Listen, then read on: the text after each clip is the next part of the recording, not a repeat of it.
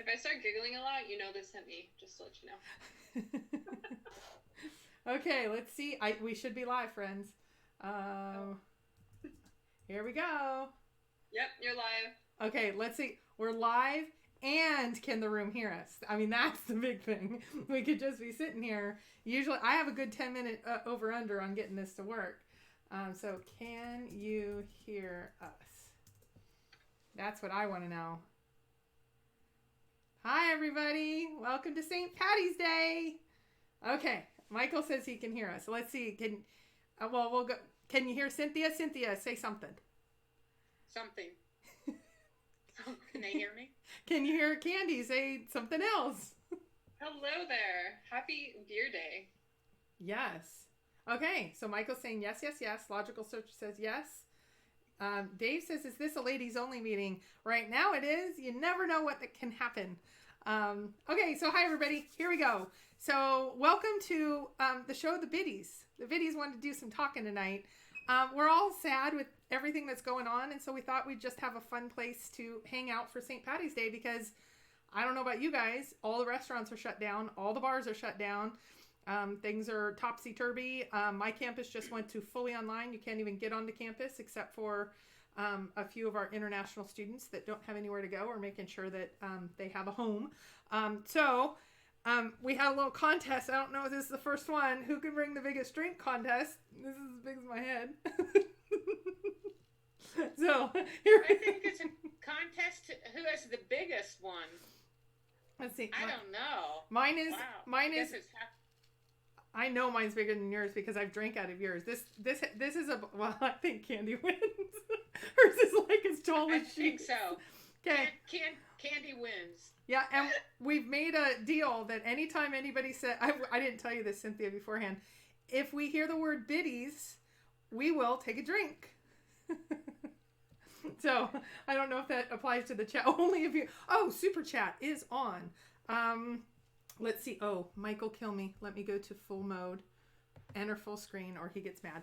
Okay, so here we're just hanging out. We have a couple topics. I don't have the phone thing, so we won't be able to take phone calls. But I see that 3D bronze. I'm not repeating that. So first, let's introduce each other because this is the first time these two biddies. Candy, you have to drink. Have met each other, and so we are going to make sure. So I'm Kpro. I'm the other half of Cowlazars, Kpro, and we went ladies' night. Why? Some people emailed me. You've been on with Candy now a second time. Are you and Mike okay?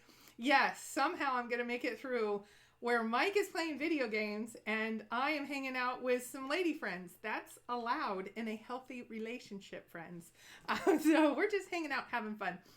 I own a little forum called The Hint of Riches, and we talk all things Forrest Fenn. We tried to get some other hunts kind of going, but everybody just likes to talk about Forrest Fenn. William says he loves Cynthia. So Cynthia, you're up next. Who are you, Cynthia Meacham? My name is Cynthia Meacham, and I'm the third one of the Kpro Mike Thruple. And she is a famous author. That slip? Some of you are probably looking up what a thruple is. Oh my god. Okay, it's gonna be that kind of night. I can see. Famous author. Oh, maybe I'll show tonight. Do you remember the? Okay, I'll show half of it because Forrest signed the second half. Remembering the good times. We'll see how ornery we get to see if we see Forrest's signature tonight. Okay, and what's your form? You have a blog and you have YouTube. What are they? My blog is chasingfennstreasure.com and my YouTube is just Cynthia Meacham. Okay, and then Candy, who are you? Okay, so I am known as Indiana Joni in the Fenn Treasure community, but my name is Candy Irvine, and I just started a YouTube channel called the Imagination Channel, Treasures New and Old. So you can see it looks like this. Nice. Because I know you don't know links. So we didn't hit the 500, which I already knew we wouldn't, but we hit, I believe, 250 subscribers. So that's pretty cool. But yeah, I'm the one that likes to create little fun videos for you guys to see if I could help you guys figure out what you're missing in your solve and help you find the gold. Okay, so Candy, if I don't know on your side if you can turn up your volume, because some people are saying you're a little bit low, but the rest of the other two of us are okay. So, Mark Connor, I don't know if I'm going to share that. It was Forrest's little note to me. That was one of the first time I met him. Yeah, I think it was one of the maybe the second visit. I don't know. I was there with Cynthia and we got a little ornery, and then she gave me her book and everybody signed it, and it was nice. Okay, so we have two things to talk about tonight, or two definite things. We want to talk about WWWH because that is really needs to be the point of focus. I think we're all missing something there, but I don't think enough has been talked about the legacy or the message. Hold on. 3D Bronze says, cha-ching, says, Cynthia, my search mom, she just doesn't know it yet. Okay, there you go. Okay, so let's talk a little bit about WWWH first. What do we know and what don't we know? And we will qualify things like, I think you can dip your toe in it. I know that hasn't been clarified to the world, so some people say it's not out there and official. I think it's water. I think it's some sort of thermal feature, and I think you can dip your toe in it. I actually think you can be in and bathe in it, but that's just me. So what do we know and what don't we know? Let's go. Candy, you first. Oh, you picked the one with the biggest drink, eh? So basically you were saying like what's important about where Walmart's halt, right? Yep. So I don't know if many of you guys heard Fenn's secret clipping or voiceover where the person's interviewing him and saying, he says, once you get to the last clue, look quickly down because that's what the treasure chest is. It's that same clip. In that same clip, he says the clues go in chronological order, and chronological means sequence in time. So I was just talking to Christy about this earlier. I believe that the clues are actually connected to a specific time or event, right? And he says the first clue is where warm waters halt. So once you figure out what that first event is, the first date in his book is, it'll help you understand what warm waters halt is, and then you can go from there because they connect. Fenn said that they connect and they could go in consecutive order. So like I said, I think it's a warm water river, and then it goes into a cold water tributary, a minor tributary of the river. So basically, if you don't have warm waters halt, you won't have the Blaze and you won't have the Home of Brown because they're all one and the same, in my opinion. That's how I see the map. Wait, so WWWH, Home of Brown, and the Blaze are all the same thing? They're all one and the same, yeah. Oh. So that's what I'm thinking. So if you think about it, he says, begin it where warm waters halt. And anytime you see Fenn talking about, the hell lawsuit? Yes. Anytime you see Fenn talking about, you have to start in the beginning, you can't start in the middle, he always brings up the Blaze when he's talking about warm waters. Like every single time, it's tripped me out. You can see it on Terry Scant. But every time he brings that up, oh man, it's distracting to try and do this and look at the thing. Every time he brings it up, it's talking about the Blaze and warm waters. So if you think about it, you don't have to know the Blaze until you come to the end because that's when he reveals it. But the Blaze is actually with the warm waters because that's the warm water part. There's the Blaze, there's the warm waters, and then there's your Home of Brown. So you have to ask yourself, how are you getting below the Home of Brown when you start at beginning where warm waters halt? That to me is saying we're starting at the Home of Brown. The warm waters halts at the Home of Brown. So if you park at the Home of Brown and you go down the canyon, then you're automatically putting below it. And then all you have to do is find the right tributary or creek to go and find the rest of the solve, which are the other clues. But it starts with the warm waters, and that's why it's the most important because it's all connected. And a very specific spot in the warm waters is where you have to start. But couldn't you backwards engineer if your WWWH and your Home of Brown and your Blaze are all the same thing? Couldn't you backwards engineer it? Which he told Cynthia, stop trying to do that. Well, Fenn said in Terry Scant quotes that if you wanted to, he said, you could reverse engineer it because someone asked him, and he was like, why would you want to worry about reversing where War Mars Hall if you found the Homer Brown? And that to me sounds like where War Mars Hall is the Homer Brown. So why are you reverse engineering something that you already found? Huh. What say you, Cynthia? I have no idea about anything. Well, none of us do. None of us have the treasure chest, but you know more than somebody. Have another sip of drink. Come on. Say the word Biddies. Biddies. You biddy. You biddy. Oh, I said it twice. Okay, so yeah, I have considered what Candy just mentioned, where I believe that the Warm Waters Halt, the canyon, the Homer Brown was all real close together, basically the same area. I mean, in small area. I'm not so sure about the reversing it. So the thing that we do know, and the thing that, Christy, I know you and Mike have talked about many times on your show, in the interview that you guys did with Forrest and Doug, Forrest said, and to me, if you don't have this quote plastered somewhere in your war room, you're messing up. But so I have all my information pages of quotes, so I actually can really quote the correct Forrest Fenn quotes. So just to reiterate, Forrest said on November 4th, 2019, you start the chase by getting in your car and going to the first clue. That's what starts it. If you don't know where Warm Waters Halt, you don't know anything. So that's just basically him repeating what he's been telling us for 10 years. But to me, that was so succinct and so perfect with those words. So we all do know, and you guys are all agreeing, that if you don't, well, I think Candy agrees. Christy, I know you agree with me. If you don't get that first WWH correct, nothing is right. You can't use whatever you think your canyon is, Homer Brown, blah, blah, blah. It isn't right because you have the wrong WWH. So that's obviously the most important thing. Well, okay. And after doing this for 8 years, it's like, how the hell do we find the right one? Well, yeah, so let's flip the question. What don't we know about? So we know it's the first clue, and I know some of you debate it's actually not the first clue.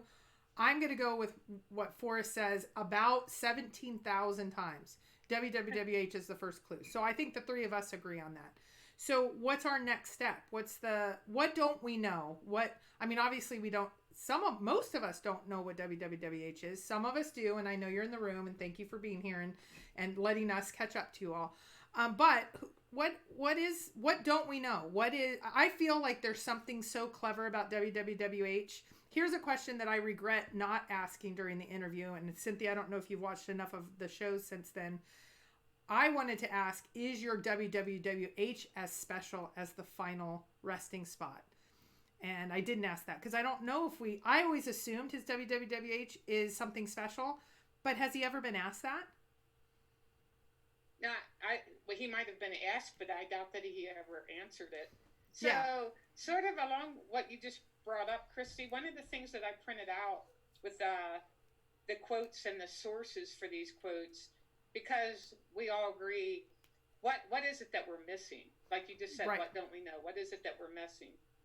So I have at least 3 or 4 quotes here from starting like in 2000, pretty early on in the chase, where Forrest talks about it's a matter of thinking. So here a host, do you want me to go ahead and talk about this? Yeah. About the thinking. Yeah. It's like, what are we missing? 10 years and there's a lot of, so many different backgrounds of people searching that I think we're all missing something. So he says, you just have to think the right things. The clues are in the poem, and if you can figure the clues out, they will take you to the treasure chest.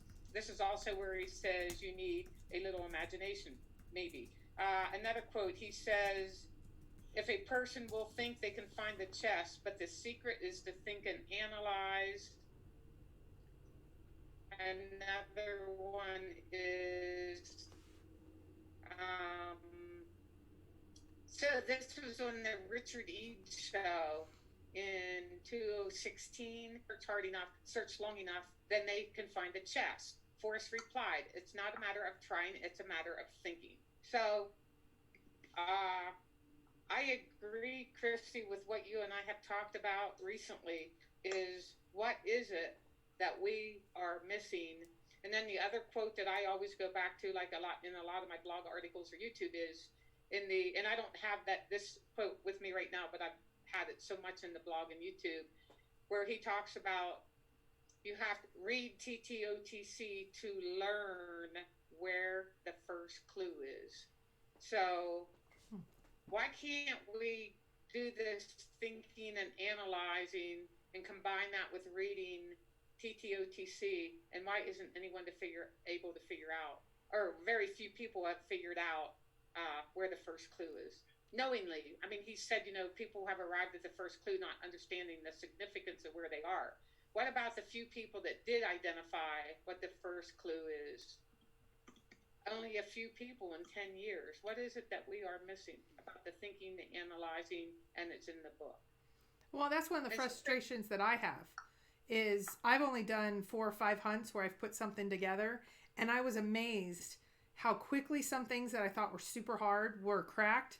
And then I was amazed at stuff that I thought was super easy. People were stumped on for a few weeks, let alone, I mean, I only had 50 people working on the little ones I'm doing. And people were so clever. I know he worked on it for 15 years and we're talking about a much bigger stakes, but how is he eluding hundreds of thousands of people? And it doesn't even matter what the number is, if it's 50,000 or 500,000, but how is he eluding that many different minds, that many different ways of looking at this many different thoughts, people coming together? What do you think, Candy? It's hidden in plain sight. Everything. But wouldn't that make it easier then? Why is it hard? Okay, think about it like when you ask little kids riddles or like something that's super simple, but there's no way you figure it out until it's presented to you. Like when the answer is given to you, then you take a step back and you look and you're like, oh my God, that's so right. Oh my God, it's so easy. And it's usually little kids' riddles. And I feel like Ben, Where Warm Waters Halt, Begin Where Warm Waters Halt, that's the riddle in his poem. And he's even been quoted where he says, you have to figure out the riddle in my poem. Like you go on Terry Scant, put in riddle or something, and it'll pop up where Fenn says that quote. So that's what everyone's so fixated on. Everyone's fixated on Where Warm Waters Halt. They think it's, some type of term for the Indians because he has a love for Indians. He has a love for fly fishing. He has a love for history, the Old West, so many things. And so people try and think that it's going to be so hard, you can't even come near it. But what if it's that simple? What if he's talking about his favorite places and he's trying to like memorialize his memories of when he was happy? That's why he likes, Catcher in the Rye, because it talks about the kids being so innocent and he wishes he could be at the ledge to catch them before they fall, because that's when there's no more innocence. And he feels like, I think in my personal opinion, Ben feels like he was conned into doing something. He was supposed to be doing something good for the war, but he was tricked and he ended up doing something bad instead. So he lost his innocence because of that. So I feel like there's a lot that goes around with My War for Me into the whole chase and why he did it. And it goes into, what we were talking about earlier, his legacy. But it's all, very simple, and people think that if it's been searched or it's been that obvious, it's not going to be the answer. But I swear, 9 times out of 10, the most obvious answer is the answer. Just saying. Well, yeah, the whole Occam's razor. I think at the end of this, when we finally know it, I do feel it's going to be like, oh my gosh, it's so obvious. But 10 years, hundreds of thousands of people, it still seems like, how could he elude this many people? It has to be something so clever, but yet so simple. So yeah, I agree with you there. So let's move to the legacy. Do you think a legacy is, he said that his father was not, he died and he wasn't, known, and put something at the Library of Congress, write a book, etc. I think he is. I personally believe whatever this story is that's going to come out is going to be kind of bigger than life, bigger than him now. He's going to be, I won't say a household name, but definitely more known now. It's going to be something more than just the treasure chest. Do you agree with that first? Yeah. Okay. I feel like he actually told you the answer as to why he did it in My War for Me. Okay. Like, there's a passage in My War for Me where it tells you exactly why he did it. Okay, do you want to be more specific? Okay. Oh, of course, we all know it. I'm doing that for the room. Okay, I totally know so what you're talking about. basically, it started off with a quote from Longfellow. He says that Lives of great men all remind us we can make our lives sublime, and departing leave behind us footprints in the sands of time. So then Fenn says, but what about those of us who are not great men? Are we not somehow entitled to leave a slight footprint or at least a small impression somewhere? Did Lee Harvey Oswald thirst so for a remembrance that nothing else mattered? Or John Wilkes Booth? Yes. And then he goes on to say, all of them and a multitude of others have conveyed the same meanings in vastly different words at vastly different times and places. But they all really said the same thing. Look at me, I'm somebody, please don't forget. So then Fenn says, right here, no one else can think my thoughts. So I am myself only to me. Does that make sense? So to be important, only I need to impress myself. And I can do that if others are positively affected by what they see in me or see me do. And remember, he said he wanted to change the world and help people go out in the sunshine and experience life and have great memories. That's what he's doing. Yeah, and so, I think it's something bigger than that. I think it's bigger than, I know exactly what you're saying in the passage, yes. What do you think, Cynthia? Do you think there's a bigger story here, or do you think it's about getting out in the wilderness? I don't actually think he hid the treasure to become, I don't think he is after a legacy for himself. I really think that Forrest's biggest thing in his life, throughout his life, was from the beginning when he found that first arrowhead with his dad when he was, 9 years old? Yep. And he collected things for 80 years. And I think when he got his cancer in 88, he just wanted to give that thrill back to other people. And but he had to do something to motivate other people who, and I don't really buy the whole thing about kids, getting kids off the couch and away from the texting machines. That might be a bit of it, because he really has talked a lot about obesity in kids and the fact that they just sit at home. So yes, maybe it was his inspiration to get kids outside, but the kids need parents to take them on these adventures. So he had to make it something appealing to where he's going to get the parents to take their kids out into the wilderness. And so therefore he had to do something to inspire that and motivate them, which is $1 million treasure. But I think the whole motivation for him was giving those of us who are obsessed with this, and everybody involved, and unless you're just in it for the money, everybody that's not in it just for the financial gain, it is that wanderlust, the adventure, and he just has enjoyed collecting things his whole life. I mean, he was still collecting things up like until a year ago. So, and maybe he still is. He buys and he sells, he collects. So I think that was such a joy for him his whole life that him doing this treasure chest and hiding it is just his way of getting us to be able to do what he did through his life by going out and finding something that means something to us. So see, and I agree with you're both really saying the same thing, I do agree with that. I just think when we find this, Cynthia, you were there during the interview when he said there's a story here. I think there's a bigger story. Like, what's the story?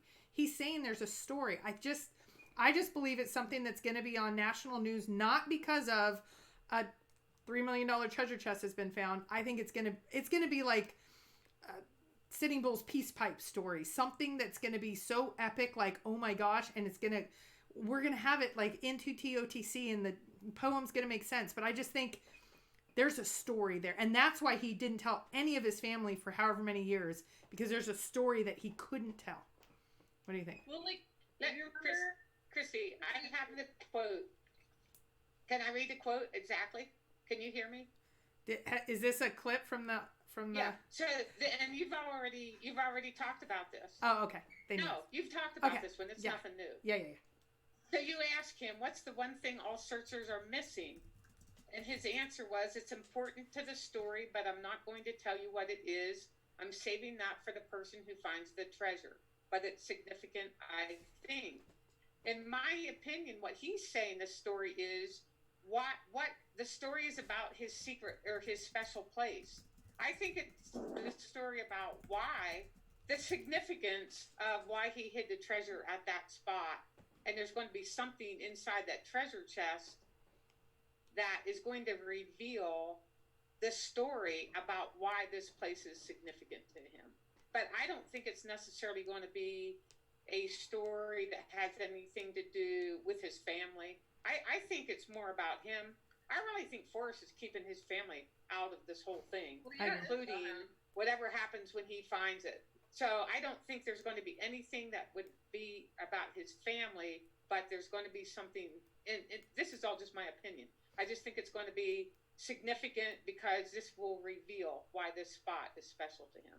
Well, and it could very well be linked to Vietnam. I mean, it could be definitely, I think, linked to Candy, what you were saying about the war.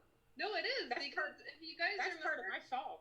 In My War for Me, he, in the original post from 2006, there's a post called My War for Me, before he let it out in the book, The Thrill of the Chase. And in that passage, it talks about him doing the flying over Philadelphia and covering Philadelphia with the sun. But before that, he talks about how he discovered a place before he found the waterfall in Laos that he marked with an asterisk in that logbook. He marked it. And then for some reason, he took it out of the chapter in The Thrill of the Chase.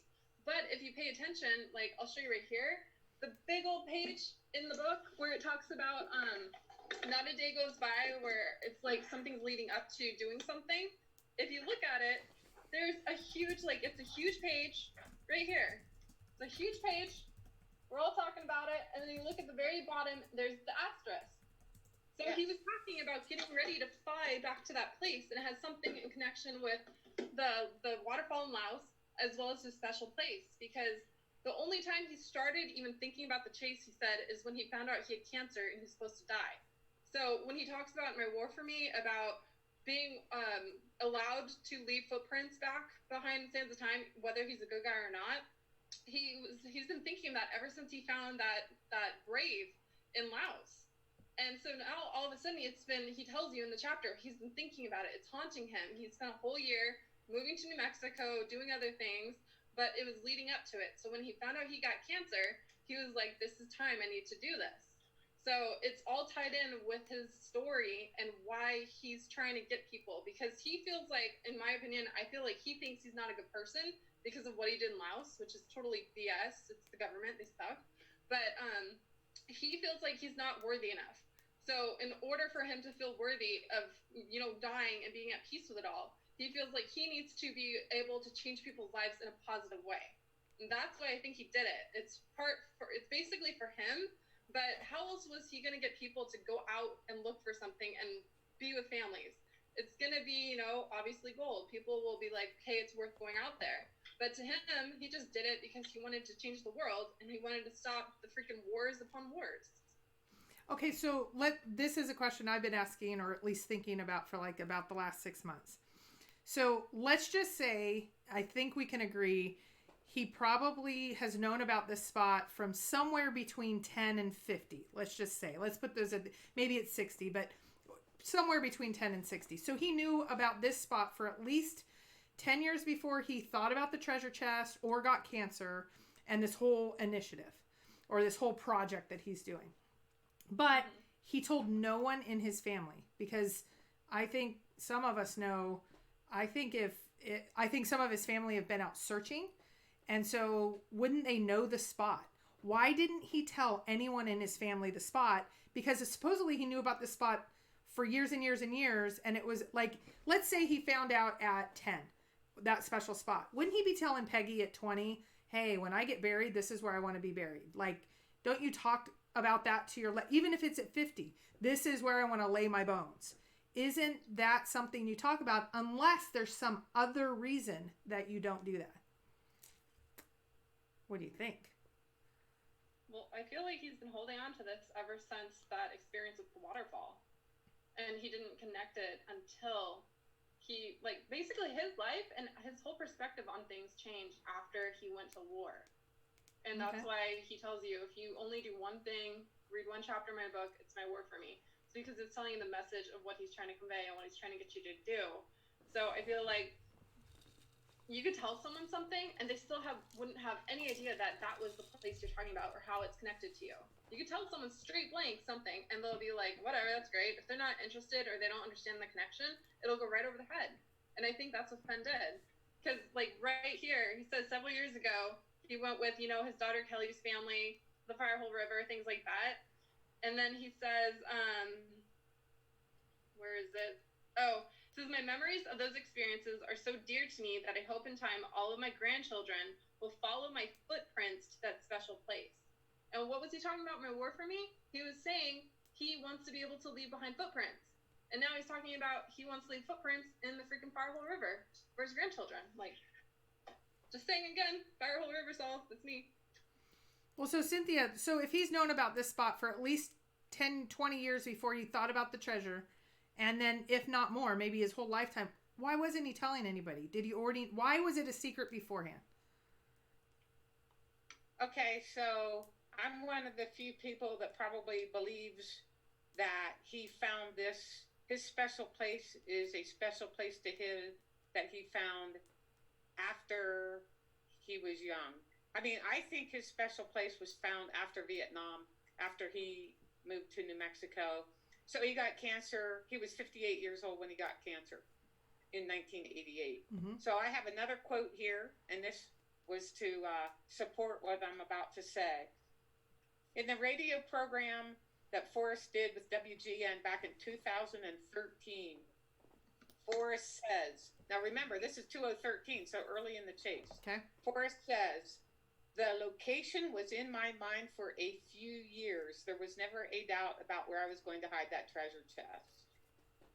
And then the confirmation, or something that sort of confirms the same thing, well, just a little bit, I guess. And I use confirmation bias to support my area, of course. In the Aussie TV interview from May of 2019, when they asked him, has the location you have chosen for the treasure always had a special meaning to you, or did it become a special place later in life? And Forrest answered, well, Andy, always is a long time. So, and I know that, I mean, I'm just like all the other treasure hunters that use confirmation bias to support wherever I'm searching at the time. And I can make the poem fit almost anywhere in the Rockies, which I have done for 8 years. So I know I also use quotes that support where I'm searching at the time. So if he's just saying that he knew the location for a few years, meaning from the time he got cancer, to me, this is why I just love the Cody area, not Cody, the town itself, but somewhere between Cody and the Yellowstone National Park boundary. I just love the fact that I don't think that it was from his childhood. And now I forgot your question. I'm an old biddy. Let's drink the biddies. Oh, let's drink the biddies. And there's a super chat. There's a super chat from Jan. And I don't know if he's saying something naughty or not. So I'll just say, sorry, ladies, I'm taken. And then there's some initials. I don't know what they mean, so I don't want to say them. Because I've said some things and you guys have... I'm drinking now. To you, Jan. Sorry you're taken. I am too. I have a cow. I'm sorry. No, okay. So there's a special chapter or passage in the chapter Flightwater in the Thrill of the Chase.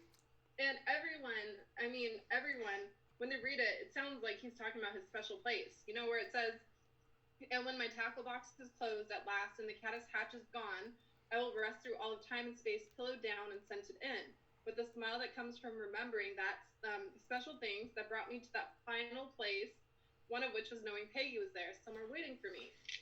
But the only difference is, in the Thrill of Chase book, he says Madison. And the original one, posted in 2008 online, it says the Firehole River. So basically, everything you're going to say is going to end with, and that's why the Firehole. Is that what you're saying? I have done everything where it's Colorado, New Mexico, and I've done the T-Wall connection, all that stuff. You could ask me anything, and I could tell you different variations for the freaking Ore, stuff like that. But every single time, something that makes factual sense and I could back it up with actual historic events or quotes from Fenn, it always leads back to the Firehole. But here's the thing: we have hundreds of searchers that say that about their exact spot. It's called confirmation bias until we have the treasure chest. But I totally appreciate your firm commitment to the area. But let me go back to Cynthia's thought. So you said at 58 years old, he said, okay, let's just say he found it at 58. Let's just say, as an adult, like you said, between 58 and 88 is 30 years. He had not, I asked him the question, had you thought about this before you got cancer? And he said no. If there was not a reason to keep it hidden, what is the reason not to tell his family? Because you know his family's gone out. I know his family's gone. I know at least 6 or 7 members of his family that wouldn't mind this to be over. If they knew the spot, they would have gotten to it and solved this thing, and it's over. So if it's not, the family knows about it, they're in danger. Right, but if he didn't know that he was going to do this treasure hunt, why would he keep it secret for 30 years? At least 30 years. You see what I'm saying? So, Christy, that's a great question to ask. And obviously I'm not for he's feeling the same thing I'm feeling, or I'm feeling the same thing he was feeling. And that sense of solitude and serenity in a place that, so you're saying, you're sort of going back to why is it special to him? And if it is so special to him, and he says it is, then why didn't he, so he knew of this before he was 58. So being so special, why didn't he take Peggy there? Or why didn't he take his daughters there? Why didn't he take Doug Preston there, or Eric Sloan? I mean, we don't know that he didn't ever take them there, but we're just assuming that no one else has ever seen this spot, which I think is safe. And I agree with Candy that his special place ties into the Vietnam War and his healing after Vietnam, which is why it still can be Yellowstone, the Madison, the Fire Hole, whatever, because she still went back there every summer. But for me, his ties with Cody, and then in that interview of Christie's for the documentary, when he said about Cody was a good chapter in his life, and when he said that, and you all can hear it, so I'm not just making this up, I just think Cody has such a connection with him, and I think a combination of his healing after Vietnam, and then his all the time he spent in Cody with the excavating of different things, or just going up there for all the reasons. I mean, and to be with George Dobbich and all these the guy that he worked for the University of Wyoming in Laramie and did more archaeological digs. I just think Forrest, after he moved to Santa Fe, had his plane, and was always flying up to Montana and Wyoming, and then he got this Cody connection. I just think a combination of someplace he found up there was where he healed from Vietnam, and I don't know that. Well, that would actually make a lot. That's total confirmation bias for me. Well, but it would make a lot more sense to me if it is somewhere that he healed when he was alone. That makes a lot more sense, because I always think of him at 10 or 12, because I think of up north that way. But it would make sense if it's somewhere that he needed to get away because of everything that happened during the war. And My War for Me changed his way of thinking, where he's always going to be with somebody, but there's a piece of him that's, anyone that's gone through significant trauma knows they're going to be alone in some way the rest of their life, because no one could share that experience, even if you share that experience with others in talking to it. So I get what you're saying. Now that you said, I've never heard you say, Cynthia, that you thought it was as an adult, or said to me anyway, that he found his spot as an adult. That's been worth it all night, you biddies. Okay, so I'm sorry, I've been completely ignoring the chat room. So you can always super chat, but then also put @Kpro at the beginning, and I will try to always look at those and talk to them if they're kind of in our discussion realm. One of them asked me to chug my entire drink, and I said I would if they super chat. Oh, don't do that. We get lots of super chats every night, so you will be drinking for a while if that's the case. Okay, so then there is a legacy to it beyond the story. I guess I'll say the story more than the legacy. So is the story something important to the location? Is it just going to be solitude, or is there going to be like historical meaning behind the location? What do you think? I think it's a mix of everything. There's historical, then there's sentimental, then there's symbolic. Like there's different things, and I feel like once Fenn survived being shot down in Laos and he came back, and he was no longer tied to the government and doing crap that he didn't want to do, he finally realized, I need to live my life. That's when you start seeing that he's doing stuff. He's doing archaeological digs, and he's buying those different places. He moved to New Mexico. He became one of those people on the Cody Museum. You know, he was working with the Cody Museum and helping found those different things. And then he opened an art gallery. Like, there's different things. You could see that he was impacted and changed by it so much. He just needed to live. And that's why when he got cancer, that's when he was like, well, if someone's telling me I can't take it with me, screw it. I'm going to show him I can take it with me. So, I mean, he likes to be a maverick. He likes to do whatever you say you can't do. And he also likes to piss the government off. So, because the government screwed him over, he likes to piss them off. And that's why I think it's in Yellowstone.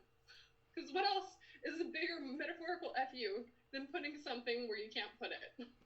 Well, that's probably the other question. Do you think you have to break the law to get the treasure chest legally? No, I think there's loopholes, because when you look at it, he was saying he spent money talking to a lawyer to see what would happen if you went to different types of areas and different things. And one of them was talking about if someone tripped on something in a national park.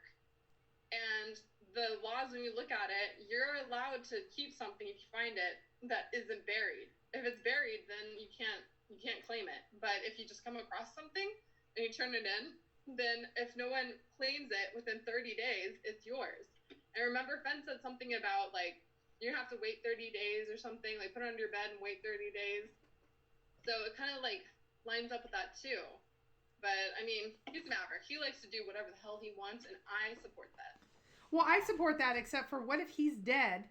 The worst thing in the world, I think, for Forrest would be he dies, he passes, he is not able to meet the finder. There's some loophole that he would want to tell the finder, and it ends up being in the government's hands. Like, he does not want that bad boy in the government's hands. I think he would rather, like, burn it than put it in the government's hands. So I think there's a way. I don't think you have to break the law. What do you think, Cynthia? Do you have to break the law? Or do you have to turn it in or do any of that? Do you have to mess with the government other than the IRS? Hell no. And if you do, you're an idiot. So, no, actually, that was hell no. I don't think you have to break the law, and you're an idiot if you tell the IRS. So that works for everybody in America. But what Jonathan or someone pointed out to me, or maybe it was Michael, that pointed out to me, so these guys that live in Great Britain or Japan or Germany, it doesn't matter. If you have to exit the United States and you're not driving out, I guess if you lived in Canada, you could, I don't know, hide it in your car. But if you're flying and you got to get this out of the country, that's a whole new ball game, I think, if you're the one that finds it. And I'm not even going to go there because I have no idea and I don't care. I live here. So I actually think, because I agree with you, Candy, that Forrest wants to say fuck you to the government. And we're going to lose all monetization. By the way, sorry, Forrest, if you are watching this. No, sorry, Kpro. We're losing all monetization. Screw you. Serious? I can't say that? Yeah, don't say that word. They'll, no. Oh, can you delete that right now? Work around it, okay? No, if we delete it, we lose the chat. We'll just lose the money. It's okay. You know, you owe me a margarita. I'll pay you. So anyway, so Candy, I agree with you about Forrest hating the government and wanting to do something. So what better way to do that than to not, I mean, to me, that's just go in peace. Terry Scant means get the heck out of there and go. And I think Forrest's best thing to go against the government is to give his treasures to somebody else and don't tell the IRS, because I think that's what Forrest would be laughing at from up above. If he's passed away and he sees he's able to know that someone found that treasure chest and they don't turn it in, I think Forrest would be grinning ear to ear. Well, okay. Okay, I'm going to put you, are we ready to put each other on the spots with our... I'm sorry, Christy. I used the F word I thought on Toby's show. Yeah, he lost monetization, and that's okay. I mean, like ES said, there's something more important than monetization sometimes, and it's you to the government. I'm not going to say it, but okay, so you were one that heard that... Let's get down to business now. When you have been with Forrest, you've talked on another show that he saw the lawyer after he hid the chest. why? So supposedly he's seen it before and he saw an attorney about the treasure chest before and after. I get before. Why did he see that? Why did he update? And I guess he's told a couple searchers. I went and saw an attorney, in 2013. There's probably more panic about people trying to start more crap. It's like all the people trying to get him in trouble. That's how he could verify that he's good, that nothing's going to happen. And he said, what if there is no question in regards to when you find it? Okay. And there is a state where you can find something in water and there wouldn't be a legal question. Okay, so hold on a second. Everybody turn up your volume on your side. I was loud. The other biddies were not loud, and so I turned mine down. Cynthia, drink, for goodness sake. Oh, yeah. Sorry. So I turned mine down so everybody can turn theirs up on their side. So we should all be low at this point. But if not, tell me, and I'll get Mike on the horn and figure out how to... Yeah, so Quantum, turn yours up if you can. So my volume is all the way up. Okay. You guys, so Cynthia, now why don't you answer now? Why do you think he saw the lawyer both times? And then I'm going to get Cowlazars on the horn and figure out this volume stuff. Okay, go.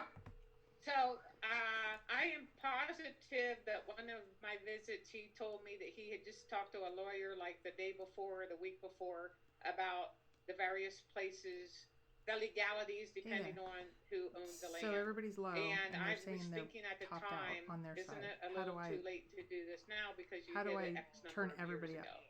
Yeah. So the only thing that I can think of it's all the way is up. the fact that early on there was a guy in New Mexico that was digging for it along the Pecos River, and that guy was actually fined or arrested for it. And there's actually, Forrest even talked about this. I don't know if it was in the media, but it's on Dale's. No, it's on the about Forrest. green. It was ridiculous how this guy was fined. I mean, the guy didn't do any damage or whatever. So I don't know if he would get legal counsel about all the different places people might go and what can happen to them. I just don't know. It didn't make sense to me why he would go talk to an attorney after he did it. Oh, Cynthia, people are saying bring your mic closer to your face. Yeah, no, there's not. Like your mic, like, so, adjust it. Am I too low now? They can't hear me? That's what they're saying. Move your... Some people could hear everybody fine. Other people are apparently, got caught in theirs. I don't know. I can turn this up. Is that better? Someone said Biddies again. I don't have a headset on. Oh, we said Biddies? Mm-hmm. Why would they be? Yep, they're having fun with that. Am I still too soft? Do I need to talk louder? So, I mean, I can hear you fine, but I don't know. I'm not watching. I don't have the chat room, so I can't tell what people are saying. That? Oh, hold on. So I just brought it up. Okay, and then I just turned mine up. Video You'll on be fine. Kpro is just loud. It's just me. Now we're gonna have to. It's just me. I'm gonna try to talk low. Okay, thank you. I'm gonna talk to everybody. Okay, I'm gonna just talk low. I turned mine up, but when I turn mine up, I blow everybody out. So I'm just gonna talk low, like from way over here, and then I turned everything else up. So there you have it. Okay. I feel like we should bring Carter on because he seems sad. Carter was invited. I'm just gonna say. Carter, come on, come join us. He says if we say Biddies, if he's allowed to drink when we say Biddies, and I said sure. You just said it 3 times. I did. You thirsty? Drink. Okay. Cynthia's like, I'm never gonna go on a show with Candy again. This is one of the. Oh my God! Does anyone know if Nelica's in the chat room? Do you guys know if Nelica's watching? I have not seen her yet. Nelica, if you're watching, cheers. I haven't seen her either. I know she subscribed to my channel on YouTube, which was really cool. But I haven't seen her tonight. Oh, if Carter comes on, he has to speak in a woman's voice. I like that. Okay. Who is Carter? Who's Carter? Household husband. Yeah, household husband diaries, household Biddy, household something. He's the Raleigh guy that he did the S Corp on the last marathon. He's partnered up with Mike Treasures Galore. They're like doing a YouTube channel that they've united on. So, okay, Shadow, just for you, Shadow. Okay, so I'm gonna have to replay it later, the answer to that, because this one is bugging me. Why the attorney after? Because something obviously changed. I thought it was, you know what I was thinking, Cynthia? Do you think it would be interesting? I'm not going to go through and release the ones where I asked Forrest the question and his answer was, I don't want to go there. I'm not going to answer that. Right. No. Right. But wouldn't it be interesting to take all those questions? Those are all the ones he wouldn't answer. Because there might be an answer in all the questions he wouldn't answer. Right. What if... I like that idea. Okay. Cynthia, do you know what year Fenn apparently consulted with the lawyer? Was it like 2013, 2014? It would, when I would talk to him and he said to me about it, it was 2014, early 2000. Okay. I think he did it because remember, it's somewhere between 2013 and 2014, someone got within 500 feet to 200 feet. So what if he was just trying to double confirm that if it was found, there was going to be no legal question? Wouldn't he have done that before he hid the chest? Why is he double checking? Even in his quotes, Fenn said, I didn't think anyone would get this close this soon. Remember? And so now it's like, ever since then, it seems like something happened. He said something where it just threw everybody off. Because how can you go from 500 feet or 200 feet back in 2013, 2014, and now no one hasn't even gotten nearly as close as before? He won't even comment on it because that's why he won't give clues out. When he was doing the daily talk shows and stuff, he was giving out clues. People are paying for cancer research stuff, and he was giving clues out. And all of a sudden, he said something or released something that brought someone within 500 feet of that chest. And I think that's why he had to figure out the legalities behind it all, just to confirm. And that's why he's saying nothing after this. Like, he'll say stuff that we'll read into thinking, oh, that's a hint, or I've got this, and we try to make it fit with our solve. But he hasn't really given out an actual concrete clue since someone got within 200 or 500 feet. Well, he did say it's not in water. The 500 footers the 500 footers. He talked about that in January of 2013. So the 500 footers were in 2011 or 2012. Were they? Mm-hmm. I don't remember it that well. I don't remember it well enough to know the timeline. I pretty much was doing a timeline, and I got anywhere from 2012 to 2014 for when stuff started getting crazy. And so anything he was saying after that, that's when I stopped paying attention to it. Because, like, for instance, when he said treasure isn't in Idaho or, different places like that, I'm like, well, what if it was on the border? I could see him being cheeky like that. And the, part of the clues were in the state you're not supposed to search, but the answer was in the state that was actually, Montana, New Mexico, Colorado, or Wyoming. So I could see him doing something like that. But I'm just saying, he did something where all of a sudden everything changed, and then we couldn't get near it again. But, I disagree with that. But anyway, it doesn't matter. Well, why the more important is the why, because somebody said, Candy, you're in such a populated area that's been searched so much, and what if you had one thing that was totally opposite of what everybody, and that might be the thing that breaks it loose? Oh, I don't know. What do you think about this, Kpro? I don't know. The book title that everyone stares at every flipping day, and how many were sold, and I was the one that got an anagram out of the book title. Yeah, I could go to a firehole search area and probably maybe see something other people can't. I mean, it's just imagination, right? Could be, but how does that get you to does your final location get you to an exact spot? How general of a spot? Does it get it down to 12 inch by 12 inch? I haven't looked into the 12 inch by 12 inch, but I have certain stories with certain quotes and different things that I figured out. And when I was looking at the page where last year at Fenn did 2 X's, I put that on Jenny Kyle's 6 questions today that she posted. It shows it's an exact match to the Firehole River. You see the 2 indents. It's an exact match to the Firehole River. So when I did the 2 X's, I found a creek exactly at that second X. So it's all within my solve, and it breaks it down to the story about buffalo smoke. So I've got a good solid solve, and I have instructions. Once you figure out the word that's key, in my opinion, it breaks down to actual instructions on where to go and what to do. That's what I have in my solve. So, and you're going to be able to go in 2022. Yeah, because someone decided to do biochemical warfare. We're all on hold. Are you going out, Cynthia? What's your plans now that the whole world's exploded?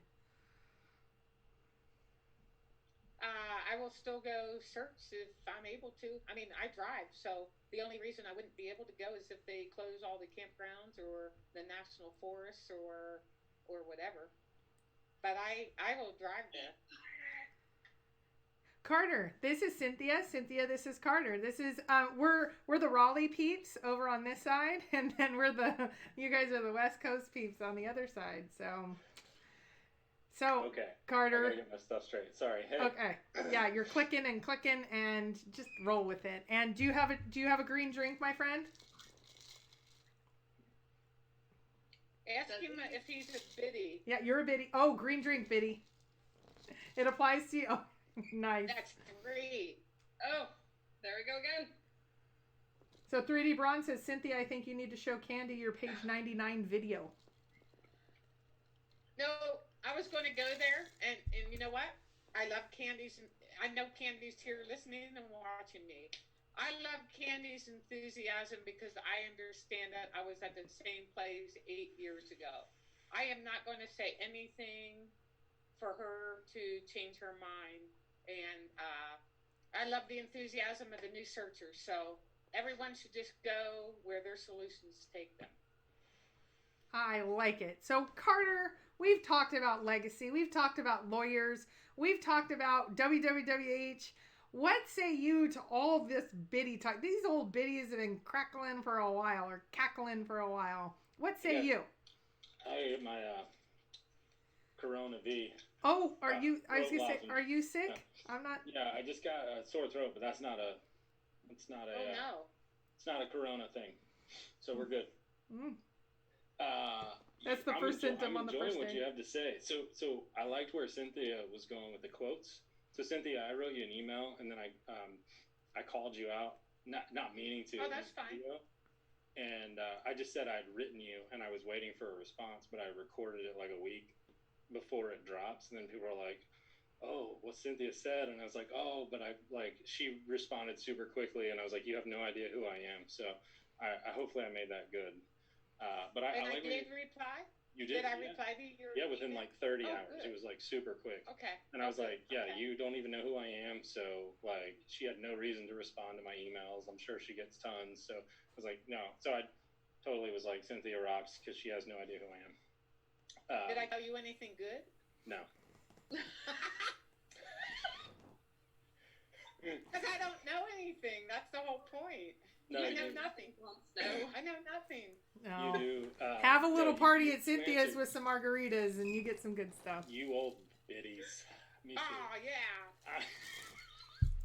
Cheers, you guys. Or cheers, my little biddies.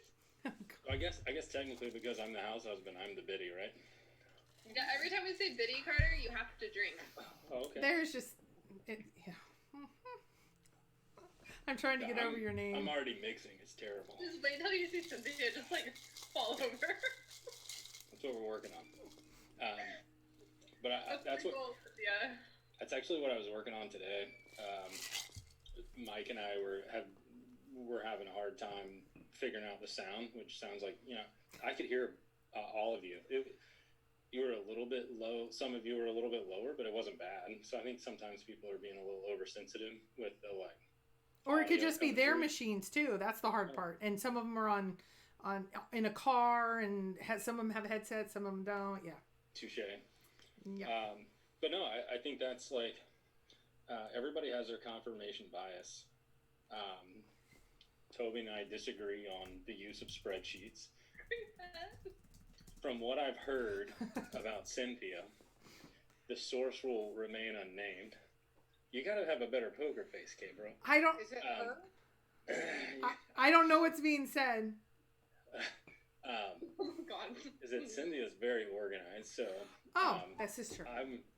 I would, I aspire to be very organized. So hopefully I'm pretty organized, and I think that's a better way of going about it, of just trying to organize kind of the quotes and the thoughts and as you go through. And so, I mean, I was interested to hear more of the quotes if you had them, Cynthia. I mean, based on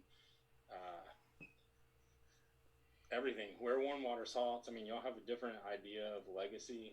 I think he does want a legacy. I just think as a man, you kind of like, as a successful man, you want to put your name somewhere. And I just find Yellowstone really hard to put your name above Yellowstone. Like, I mean, if he could do that, if his ego was that big, that would be amazing.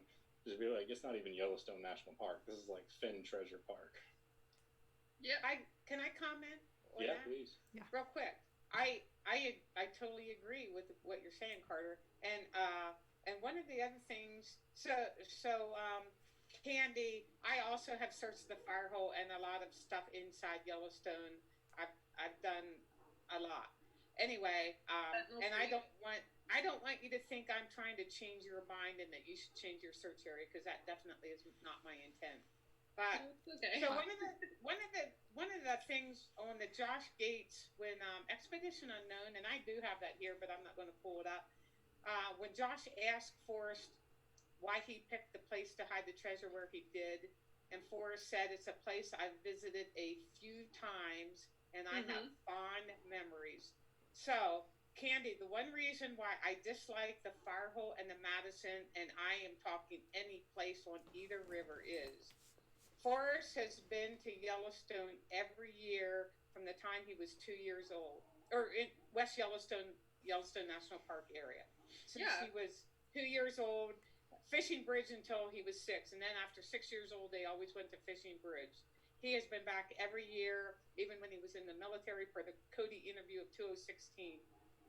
If this place is so special to him, and that he was so fond of it and so in love with it, and he had the opportunity, if it was West Yellowstone, the Madison, or the fire hole, this special place that he was so fond of, he would have visited so often.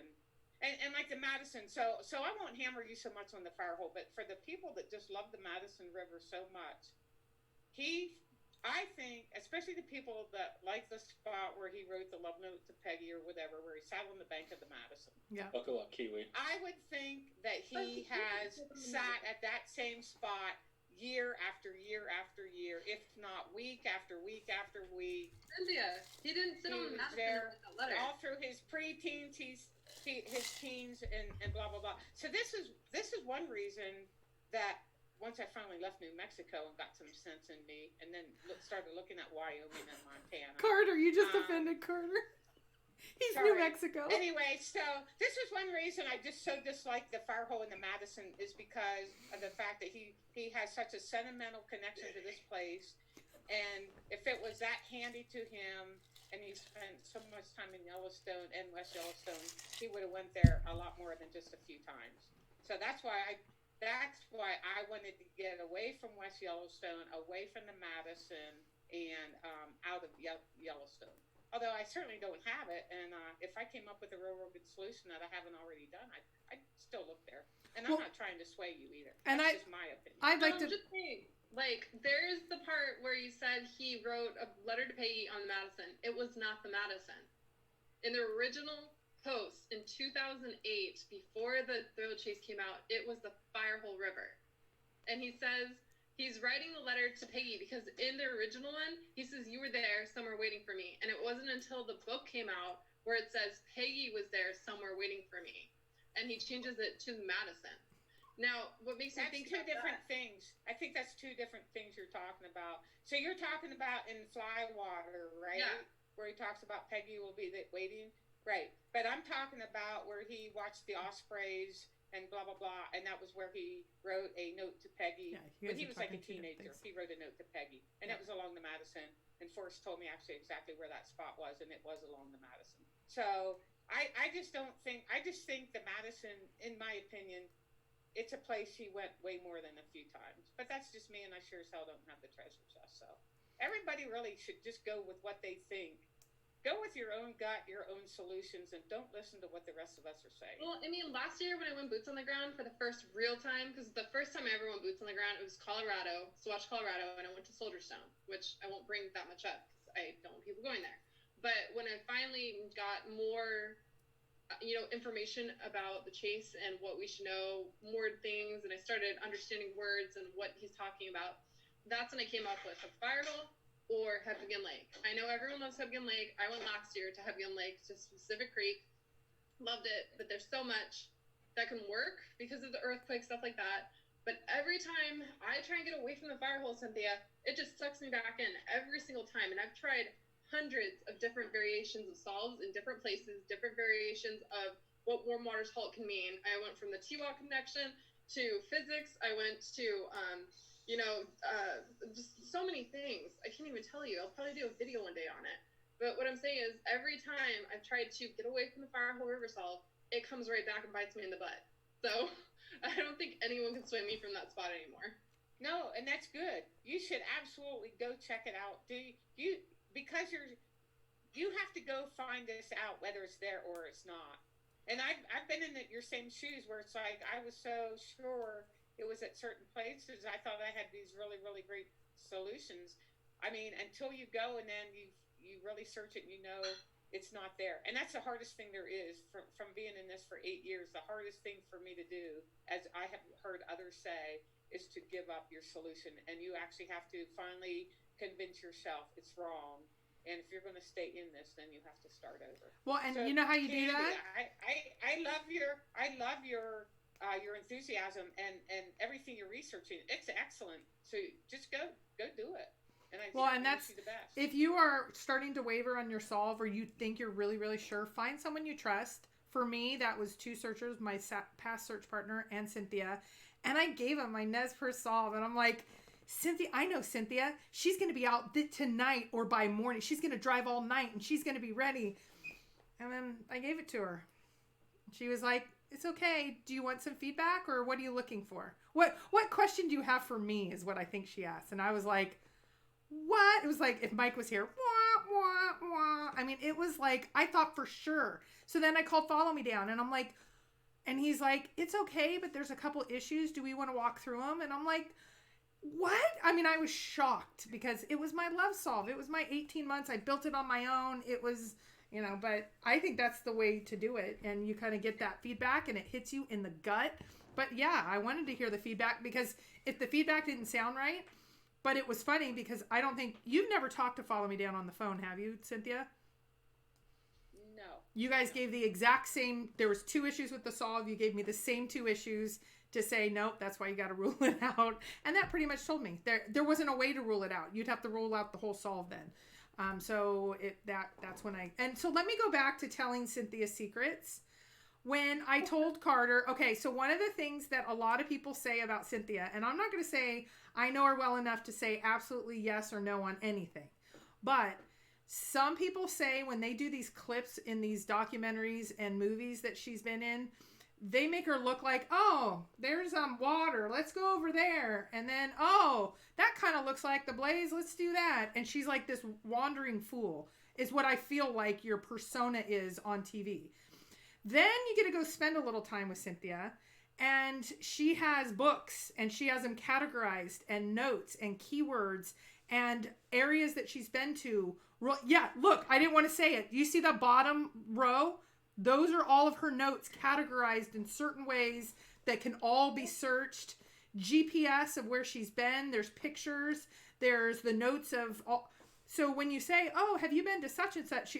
She grabs that, and it's so methodical. It's almost too methodical, I will say. But I look at it and I think, wow, talk about TV having it this way and the truth being that way. I got to spend a couple hours with those books.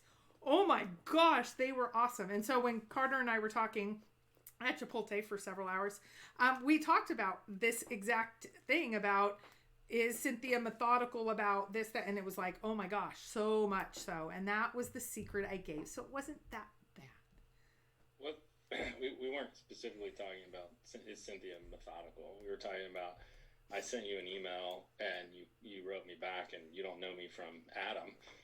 And So And she wants your Chrissy's like, secrets. she's great, and then she was just started bragging about you, and I was like, I'm pretty great myself. I don't know. I got a girl. I pay her $25 to tell people that. I got a girl crush. I'm saying it right out okay. loud. I got a girl crush. Sorry. So I'll There you be have it. sending you a check tomorrow, Christy. So Candy, regardless of what these people I want to show you guys magic. you'll Look. have to go to your solve. Did you say Biddies? Yep. Yeah. But this is going to be magic. Look at it now, and then look at it in a minute. No, Candy, I do not want Candy to think that I'm criticizing her solve. It's just not for me. I've been to the fire hole. I have searched it. I have done the fire hole. Did you regurgitate that? That is gross. In the chat, people were like, Keep they doing it. basically just patted Candy on the head and said, "How cute." I remember my first song. Yeah, well, I didn't mean it to come off like that. I'm sorry. I understand where you're at, though. I totally get it, and you should not. You have to go. You follow your solve, and you go where you think it is because it's a win-win for you. The area is so friggin' gorgeous. You will love it, and who's to say?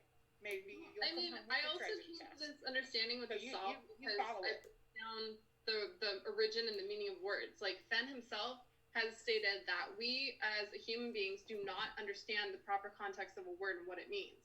And ever since you said that, I have religiously looked up words and, the etymology of words, how they originate, where they come from. And it's mind-blowing what you can find. And I hope everybody who's listening to this actually takes the time to break down the words in the poem and understand what they mean, because Fenn specifically spent 15 years handpicking every one of those words. And it's crazy because he says the person who could best adjust to the blueprint will be able to find where he hit it. And that's where I think he says, the poem is the map. And he also says you got to marry some of the clues to the map, and it's a place. And then there's the little girl from India. The first two clues can get her only as far as a place on a map can only get her as far as two clues. And then from the rest of that, she has to be boots on the ground. So there's so much in there where if you look at the words itself, you can actually find a map in there, but you have to know what you're looking at. So when I look at that, I see a blueprint like 100%. So that's why when you say that, I'm like, I'm okay. I understand. I know you see things just like how I see things, only in a different way. So I'm 100% with yourself for Cody because, Buffalo Cowboys, that was a great chapter. Talks about Cody. I totally think that's a great one. Well, I think both of you have the same philosophy, and I'm going to speak for all three of us, and I think actually Carter too, all four of us. I don't think we're going to, I'll say for me, but I'm going to echo what you guys have just said. I feel strongly in my philosophies like dip your toe. People tell me I'm wrong, I'm stupid. Forrest was saying, oh, you're a stupid PhD, blah, blah, blah. Okay, I believe it. I shared it. There it's out. If you don't like it, that's okay. I'm not going to tell anyone they're wrong because I've searched in almost every state and different areas, and I know how hard this is, and I don't have the check. Like anyone, we talk about having the credentials. None of us have the credentials. So I think all of us are in a unique position. Some people think if you have a YouTube, you're trying to say you're right.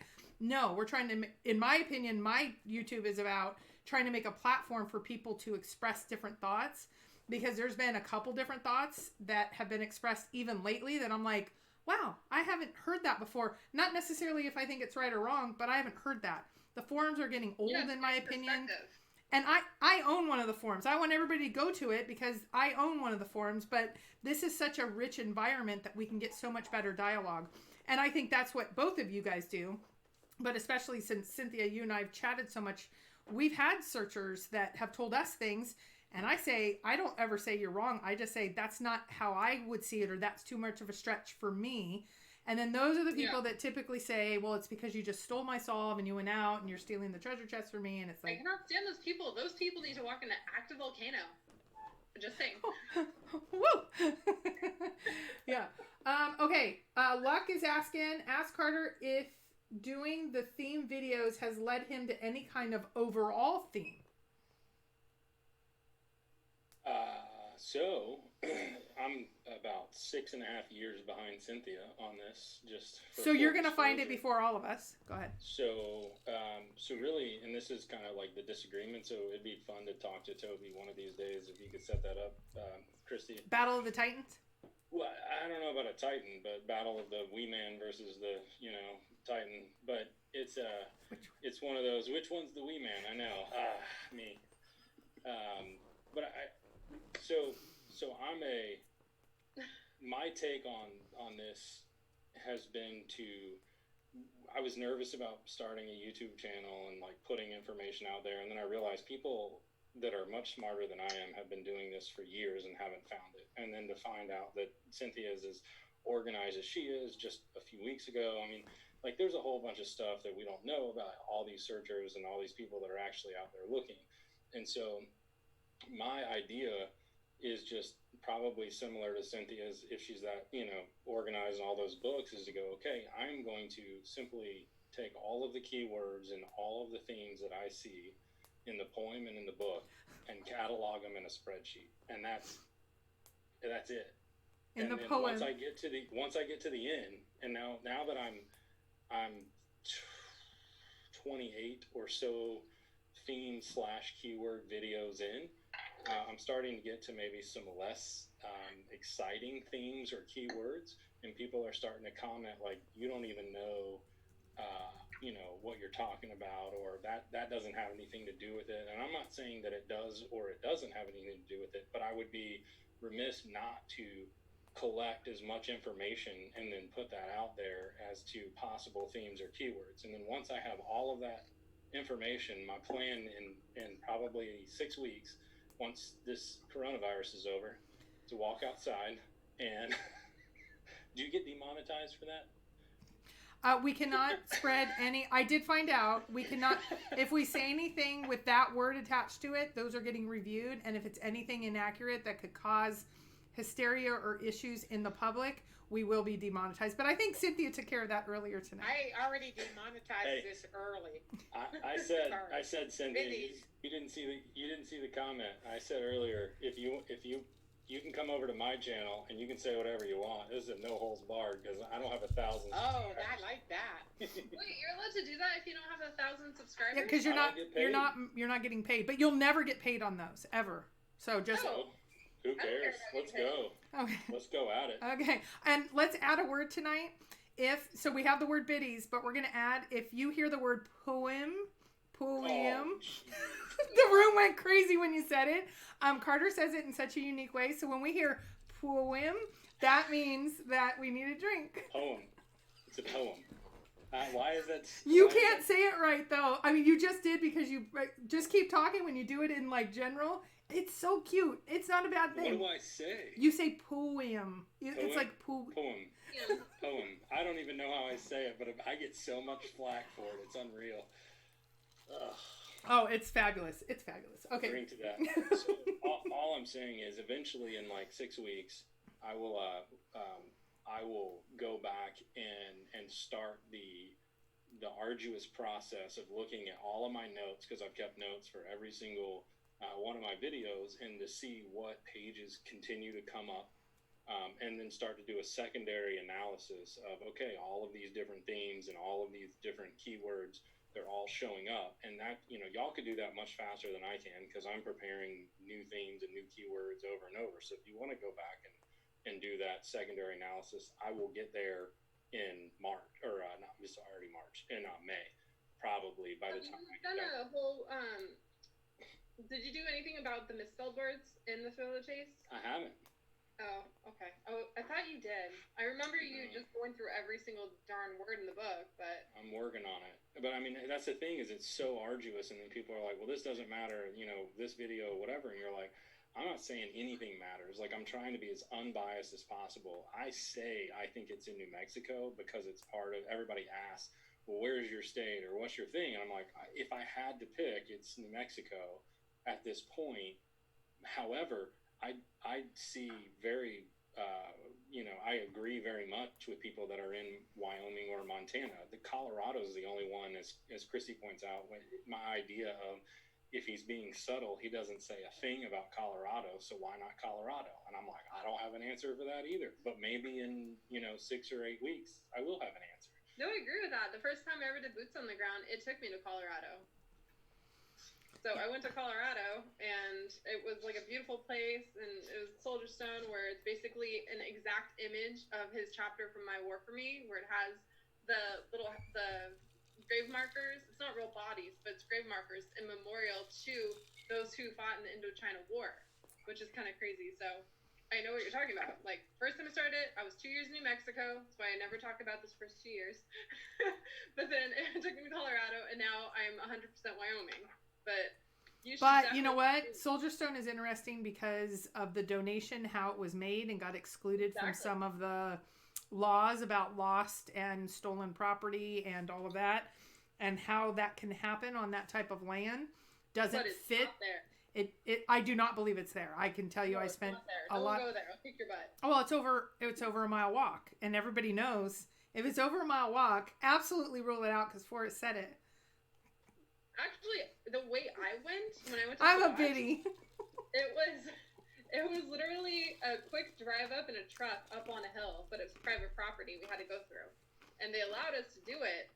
But like, you should go there just to experience the amazingness of, you know, the dedication of what someone did to create that place.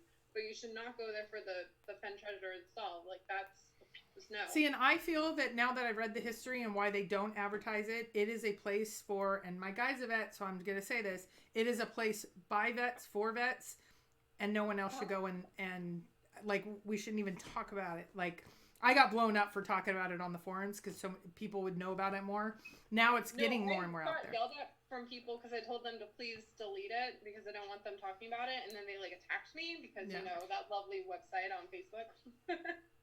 Oh, here's one for you, Cynthia. Has Cynthia seen Fenn's first arrowhead in person? I touched it. I've seen it and I touched it. It's in his vault. He says it's his most prized possession in his vault.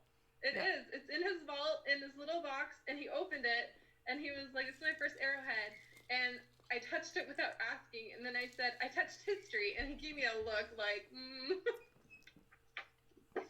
Carter, have you touched Forrest Fenn's arrowhead? I know you haven't met him yet. Reached out to Forrest Fenn, met him, emailed him.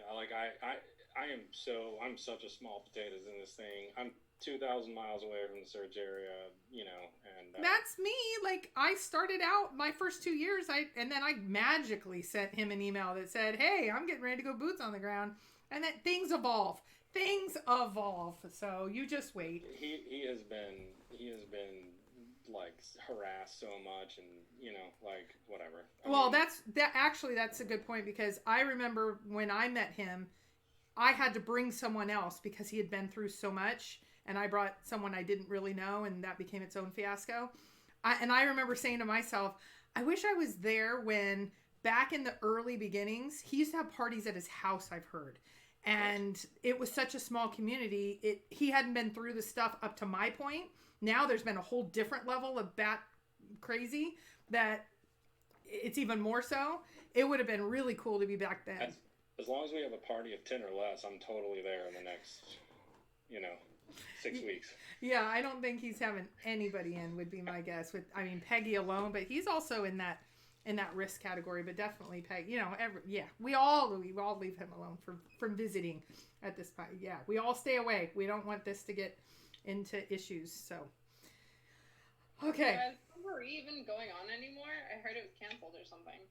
Like, because the New Mexico parks are all shut down. So they're keeping it open, but I don't know if it's still going on. Well, so I messaged Jamie day before last, and she had a message. Oh, somebody's thinking. Hold on. We're gonna delete. Remove. Okay, no, that's magic. Poof, it's gone. Don't even look at it, Candy.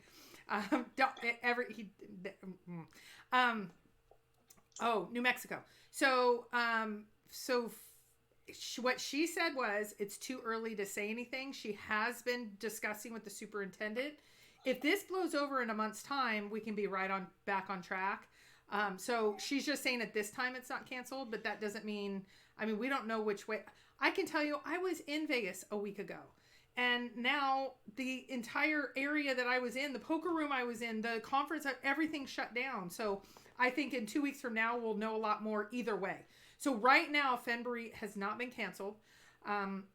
So as long as we I think Jamie will give us an update when she has one, but she's definitely on it because she's talking to the superintendent. But as of, I think it was yesterday, 9 a.m., day and overnight, state parks in New Mexico have shut down. So, yeah, I saw that. Yeah. So some people that are saying I'm going anyway, I cannot endorse I'm that. behind bars. Yeah, I can't endorse that. And don't call me for bail. Don't call me for bail. So anyway, I know some people. How long do you think it'll be till they shut down Yellowstone? Shadows in the room. Have you heard anything today? I know you gave us an update yesterday, but 3 right, days. 3 days. That's your over under. Well, my wife saw this thing from some other doctor, and they'd made a chart of Italy's coronavirus, the number of like positive tests and the exponential stuff, and it was like how many days, and then you look at the US's positives, and they mirrored almost exactly, and it was like 2 weeks in was when they shut down everything, and you could see the US's. This was like 3 or 4 days ago, and they were like, all right, in 6 or 7 days, we're going to get like completely quarantined because it's going the same exponential route. So they said March 20th, but I don't know. A lot's happened in the last two or 3 days. Right. I mean, my wife and I were supposed to be in Colorado. There was an iConference meeting. That got canceled. We were still going to go skiing because we were like, whatever, we'll still have a vacation. And then we actually headed up near Christie to the RDU airport Saturday night. And Colorado shut down their ski operation Saturday night, so we never got on the plane Sunday morning. So I'm back here doing Finn treasure hunt stuff. Yeah. Well, and Are that's. you ever gonna go boots on the ground? What? Are you ever gonna go boots on the ground? I'm thinking about it. So I said if I could get like some more subscribers by my 40th birthday, which is in the end of May, then I would absolutely force myself to have a solve. People don't think that they're like, there's no way you don't have a solve. And I actually do not have a solve. Meaning you don't have a complete solve. I don't even have a WWH. I am at WWH right now because WWH, to put another one in there, that's too many dubs. You can only handle one for 8 years. So anyway, yay, politics, I do that 3 days a week. So anyway, no, as far as that, like, I look at what Forrest says, and I look at everybody else, and I try to say, okay, if there's something we're missing, because Cynthia said this right when I got on to tonight's broadcast just to watch, there's something that we're all missing, and Forrest has said that. And what is that? Because searchers have been within 200 feet, and they've either solved the first 2 clues or the first 4, from what I can tell, and y'all probably know more than I do, and you go, okay, well, and then yet searchers continue to show up within 500 feet, but not know it. And so what are we missing? Why would a searcher show up within 500 feet of the treasure chest and not know that the significance of where they are? And I think that was you, Cynthia, that was quoting those quotes, and I was looking at that today when I was preparing some other stuff, and that's got me, okay, well, what would fit that criteria? I feel like that's where I am. You don't know what you're looking for. Like, say if you're looking for warm water salt, you're out where warm water salt, but you don't know it, and then all of a sudden you're looking for Homer Brown, but Homer Brown is where warm water salt, so you walk past it. That's how I see it. You're at the place, but you're looking for something else, so you go past it because it's this distraction of the decoy. That's how I see it. Cynthia? Not for me, but I don't. Not disclosing all of my. No, I agree with Candy that those clues could be all like real close, but I think WWH is a distinct feature of itself. I think the canyon, you have to have that canyon right there or right below the WWH. So I think because of the way he talked about those 2 things, and to Christy on that recording, which most people don't have, but a few in the search community have heard it. I do believe that because of the way that was worded, the canyon is a distinct feature, clue number 1, WWH is a distinct feature, clue number 1. Canyon is a distinct feature, clue number 2. And then you can go from there with your, I just think all 9 clues are distinct features, but they can, he said they're contiguous, so that does mean they probably touch. I do agree with Candy that they are close together, but I don't see, I think, at one time I also sort of went in the same method that Candy talked about, where the halting, the brown, they are the same thing. He's just calling them 2 different things. I did try that one year, and I just could not make that work for me. And then I went back to where I think all 9 clues are distinct features. Well, what do you close together, but still one of a kind. Yep. But that's just me. The big picture is, though, like the whole when poem. you're reading about the poem. To me, the big picture is the whole poem. You need stanzas 1, 5, and 6 to get you to stanza 2. Okay, so I know there's got to be something that connects it, right? So what would you say? Like, for me, it's fly fishing. I think the whole story is about him wanting to go fly fishing and leading us to his special, fishing hole, his secret hole.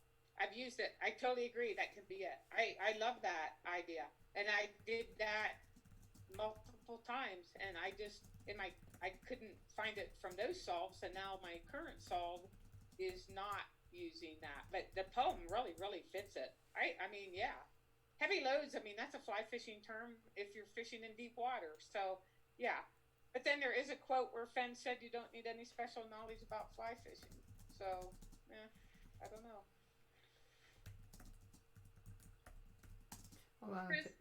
Hold on, I'm taking care of the room a little bit and all the deletes that I'm remove. One more time, guys. I've warned a couple of you. One more time, and it's going to be bye-bye sugar pie.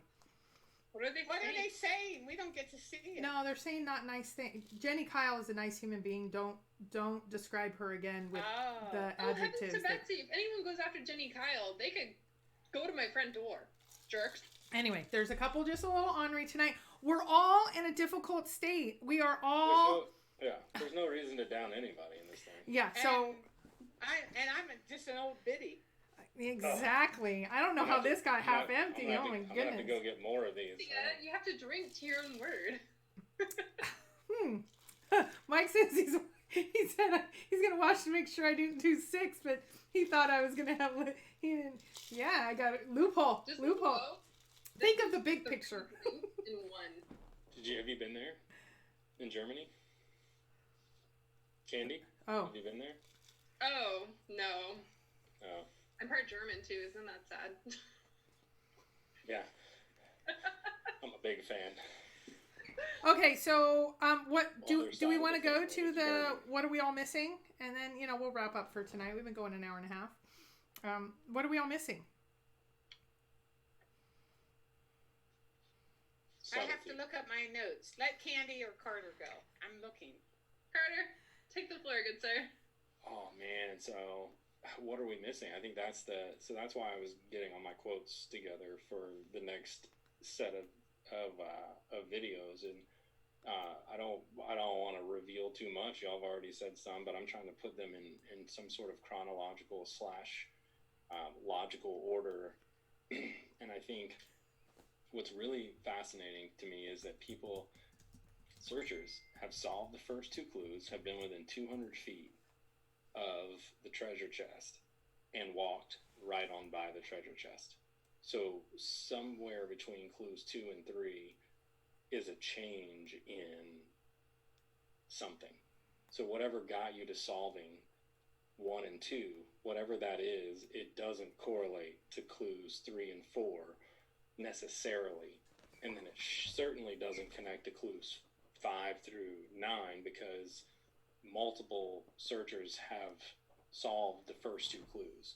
So that's interesting. That was something that I was focusing in on today, and now I'm trying to go. I haven't had the time to go back and go, okay, do I believe? I mentioned this, I think, with I don't know if it was with you and Christy, Candy, or a couple days ago, or if it was before Davio and I came on with y'all.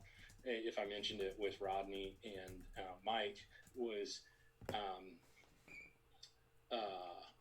totally lost my train of thought. Too many names there. Oh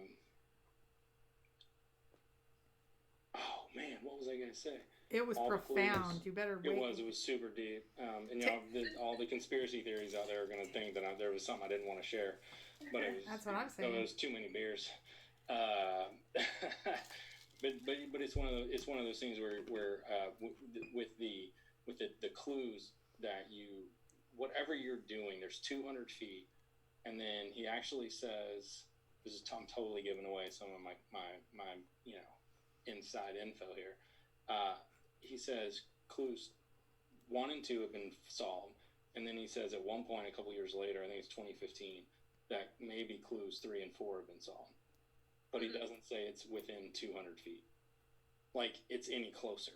So how can people have solved clues 1 and 2, the first 2 clues, and been within 200 feet? And then how can they have solved maybe the first 4 clues, but he's not sure, but not been any closer than 200 feet?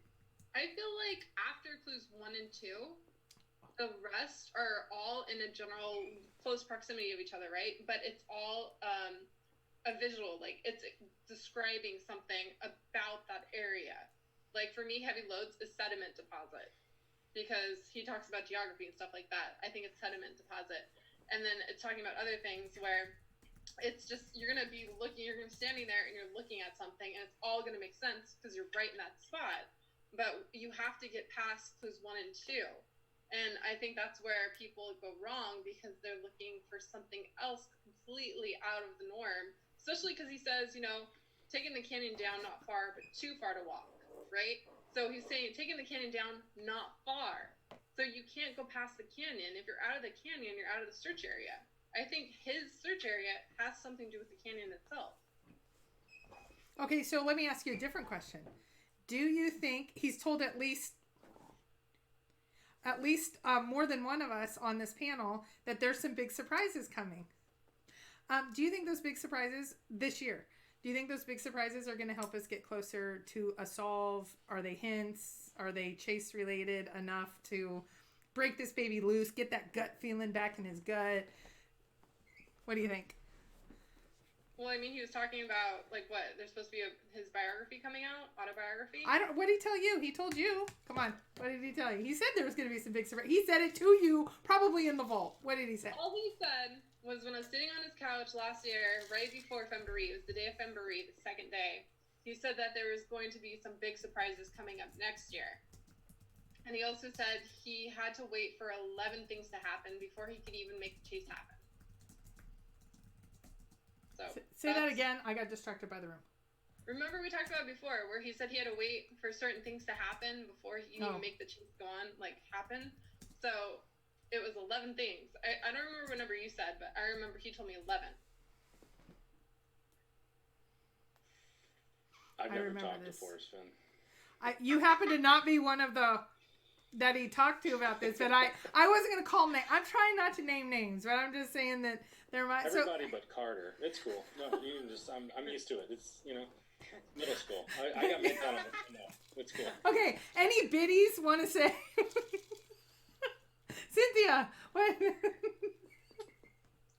Yes. Do you think that any of the potential surprises that may come out anywhere from 1 to 11 this year would help us get closer to solving the chest, to the poem? Nope. Carta. And I do have one thing to say about the biography that's in the Word.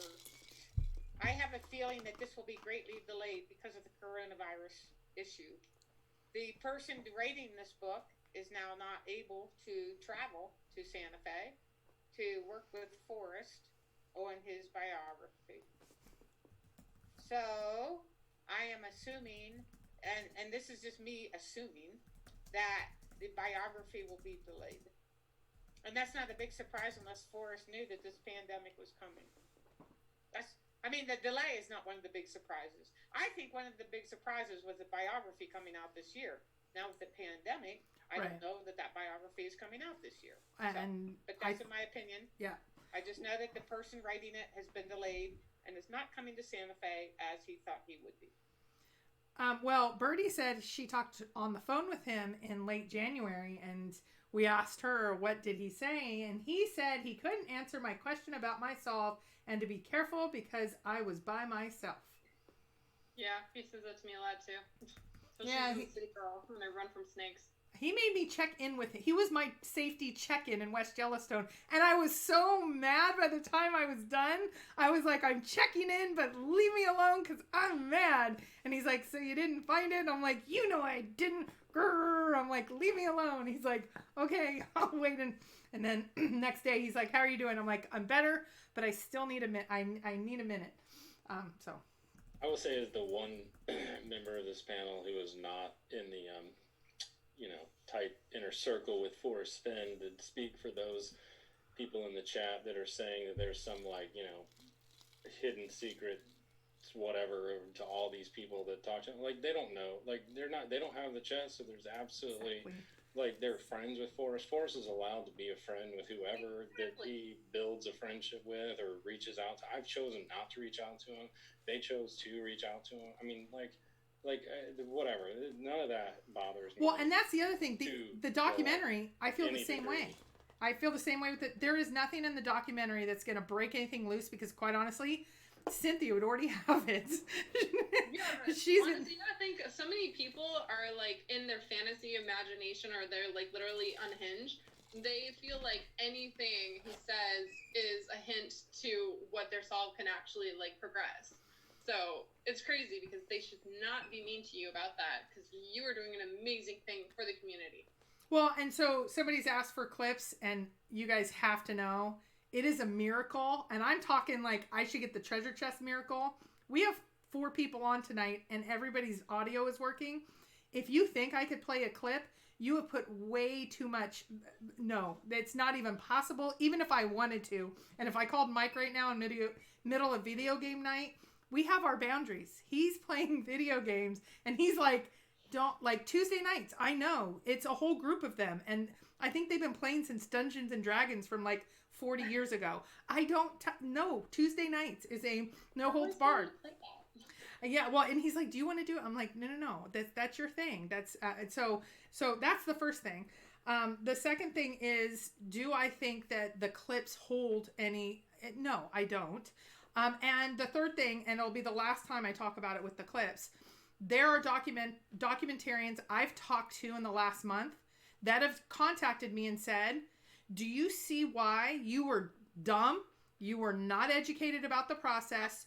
Do you understand? Yeah, Cynthia's called me dumb enough. This is great. Do you understand why you get the clips or you get the interviews and then you go silent until you're ready to launch?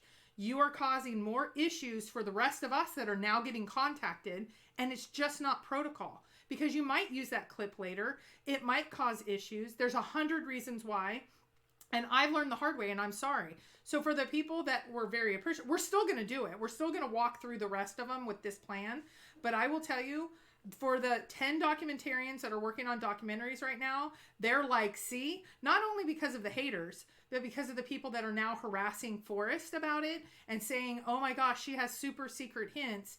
And okay, do you know how many hours and hours of footage is out there? And it's never going to be released. So again, got blown up today a couple times. That's all. We're not going in the negative because for every 93 positive, there's 7 negative. See what I did there? See what I did there? Negatives on a certain Facebook chat. Was that a clue? 7%. 7%. Is that a hint? I want to say something to support you, Christy, on what you did. The difference between you and those 10 other documentarians are they're not real searchers. Mm-hmm. And that, Christy, you are more like me. So when I have the privilege of doing an interview with Forrest that nobody else gets to see, I am a searcher, and I want to share that information with all the other searchers.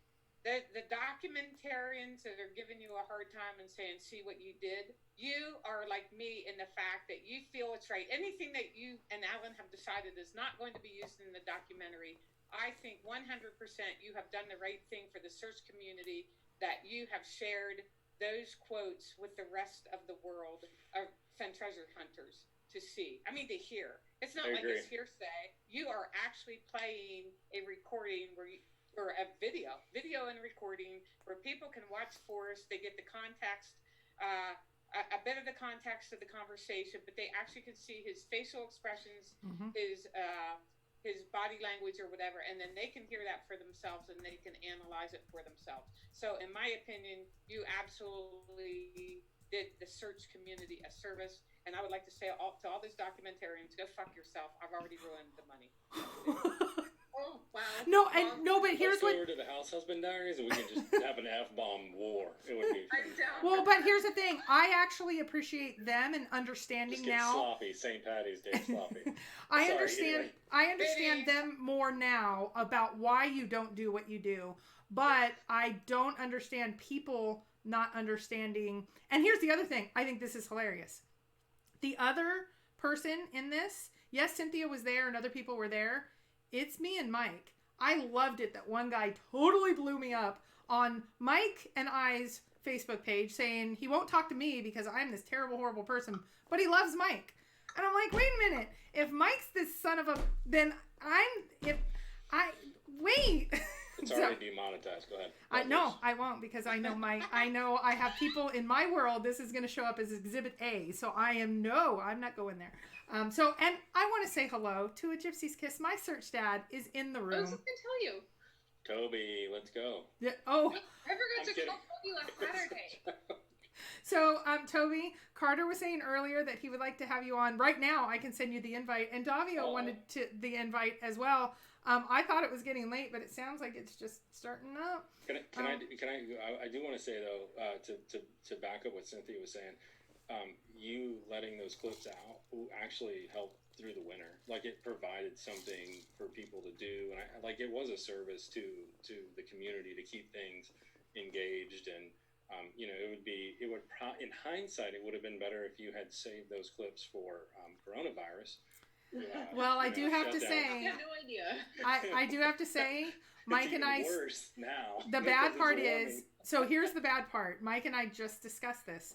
So we have another set of clips, and almost as many as the last set, and it was supposed to last us through, but unfortunately, I've gotten a travel restriction trying to solidify the last interviews. So we were like, do we put them out? Do we wait? Because what we wanted to do is clip. Then we do the trailer or teaser trailer, and then full documentary. Now I'm like, hey, I'm even bumming. Like, I'm locked down in this freaking house. Like, I can't do anything. And the whole world is out. So let's start some clips up again. But then there will be a pause and there will be a sign. So it's so hard to figure out. Like, if you have this big thing of food to eat and you've got 5 months, but you only got 3 months of food, like, how do you like, do we do a half a clip? No, we wouldn't want to do that. But like, we're talking about it right now of figuring out how do we make those clips now kind of that. And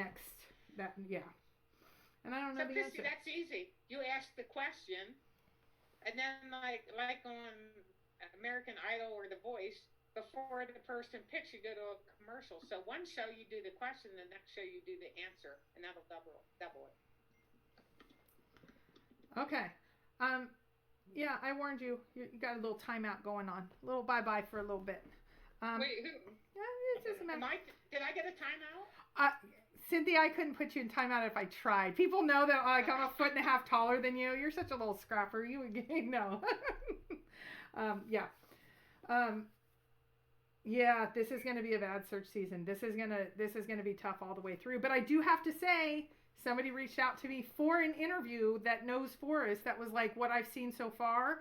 You've asked some really good questions, and I would like to be a part. I need to check with Forrest if it's okay, but I want to get that interview, and people would be really interested. If you're interested in Douglas, you'd be interested in this person, so it'll be fun. Okay, so yes, there was the showdown of would we make 500? Would Candy's channel make 500 tonight? If she made 500 tonight, by 5 o'clock, Mike was going to break away before his let's get ready for video games, and he was going to prepare a clip. That did not happen. I'm not saying that we're not. A certain blog. Yeah, we put them all on Facebook, and we had to actually pull them down because some people were like, "Oh my gosh, you're trying to buy subscribers." There's no money in YouTube. All hell broke loose upon the world. Like, we are heretics in this land because we want to share with the community. Yeah, heaven forbid. What are you doing? It's just not okay. Hold on. I'm forwarding to. I'm working on it. Where you Kpro? I have to go restock the fridge, or I mean my, whatever, where I am. Yes. Steal Okay. from the fridge. Okay. So tonight, no, there's not going to be a clip because we didn't get there and Mike didn't prepare it. We are preparing some. Okay, let me tell you about the marathon. The marathon now has a Battle of the Titans, at least one, and it looks like there might be a second one. 12 hours. If you are just, the most questions I get are when brand new people come in and go, what are you talking about when we talk about some things? Like the 1 mile. Are you talking about me and Toby? Huh? Are you talking about me and Toby? Because Toby said he wanted me to go with him on Clash of the Titans against, about if the poem is metaphorical or, any more drinks. But yeah. Metaphorical or literal? Okay. Toby, is that true? Because I would love to. Yeah, we still have a spot or two. Okay, so at this point, I won't say who because we haven't. We have the match. I'm still trying to match the matches to make sure that the topic is there and that they can research it. So we have at least one or two. If it works out, it may fall apart because we're also working with time zones. So that's the first thing. We have 20 other searchers and about 10 of them that have never been on YouTube. Or never been on our channel that are going to come on. We're going to do a little bit different this time. It's going to be 30-minute spots, and people are going to bring what their topic is. We're going to, of course, so here is the one panel. Oh my God, you finished that. Candy, that was bigger than you. He shoved it. Yeah. Okay, so here is what, okay. Hold on. Let me get to, we have Come on, me ladies, my little biddies. Let's go. A gypsy's kiss. Okay, we got a party going on. I hope this is the right email. Okay, so here's the other thing. We are going to. It says send him an invitation. It's done. It's sent. Here's the other piece. There is. This has been by request, and we're taking all sides of this. Some people are having an issue with artists that are making art related to the chase. Tubers that for free put in a YouTube and sitting in here is too much, making too much money. To people that write books, so to people that do board games, to people that resell Forrest items or buy Forrest items off of either eBay or from him. That's crap. You should be able to do whatever the heck you want. Okay, so Candy's on one side of this, and then there's some people on the other side. And we are all about not making sure that one opinion is a part of it. It is everyone's opinion. So we are putting a panel together. It will be 1 hour. It will be on the marathon of people that want to be in that discussion. And it will be just a discussion of, is it okay? What items are okay to what items aren't okay? And then everything in between. There are some. What items aren't okay? Oh. Toby, I just sent you the same one. Off over here. Okay. Hold on. There's Toby. No. Hello, good sir. Toby! What up, people? Davio, I'm sending it to you again, Davio. Where's your beverage? Toby! Hi, Cynthia. How are you doing? Good. So we have a little game tonight. If anybody says Biddies, since that's what we are, you have to take a drink. And if Carter says poem, like he says, you have to take a drink. So I don't care if it's a metaphorical drink or not. Hi, Toby. Hi, Search Dad. Hi. What are you up to? Oh, we decided to go on. We wanted to spread some cheer and happiness. The coronavirus is blowing up our worlds. Yeah, we're stuck inside on the best holiday to drink ever. So we decided to bring the drinks to the people. That'll do it. That May 5th, Cinco de Mayo, brothers and sisters. So Carter's getting his second round. I brought up my second round. I'm ready almost for a third round. Oh, and Candy's ready for a second round because her drink was so small, she had to get a second.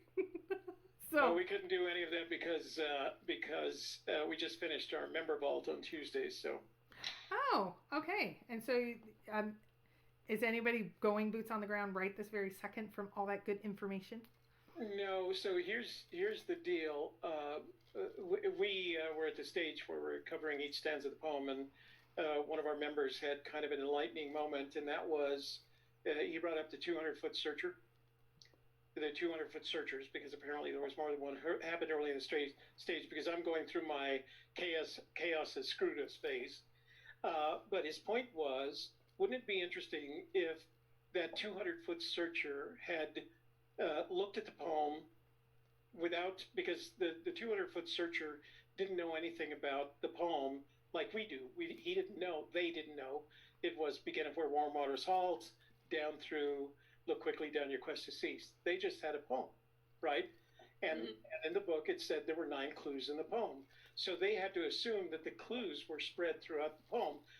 And his thought was, what if someone looked at that poem without knowing that they were searching for 9 individual clues? They just looked at that poem and they said to themselves, based on what they knew about Forrest Fenn, they said to themselves, I know where that is. And then went there, got within 200 feet of the treasure, and went past all the other clues because they knew where to go. They knew, just generically speaking, after reading the poem, oh, I know where that is. So it's an interesting way to look at it. It has nothing to do with begin at where warm waters halt. Now, once you get there, you're going to have to figure out the things. Yeah. Interesting thought. I'm not proposing that we need to. Can I reply to Toby on that? Sure. Yes. Go ahead. So Toby, I love what you just said, because if you go back to the conversation that created such mass hysteria and drama with Christy and Jason and Sasha a couple years ago, it had to do with the whole thing about the Fenn telling them about the 200-foot searcher, the first person were man and woman that were within 200 feet. They were not a real searcher. They were like, but they were able to get within 200 feet of it and walk by the treasure. Anyway, so based on what you just said, I totally agree with you, Toby, and this is why I so much love Cody. I think that the man and maybe a woman that were the first people or party that got that were within 200 feet were friends of Fenn's from the Cody area, or you can make it New Mexico. Pick your state. He had friends. He's been everywhere. Friends everywhere. Right. They had probably shared lunches with Forrest over the years, or they were on the board of the Cody directors. Blah blah blah. And we all know how much Forrest loves to talk and tell his stories.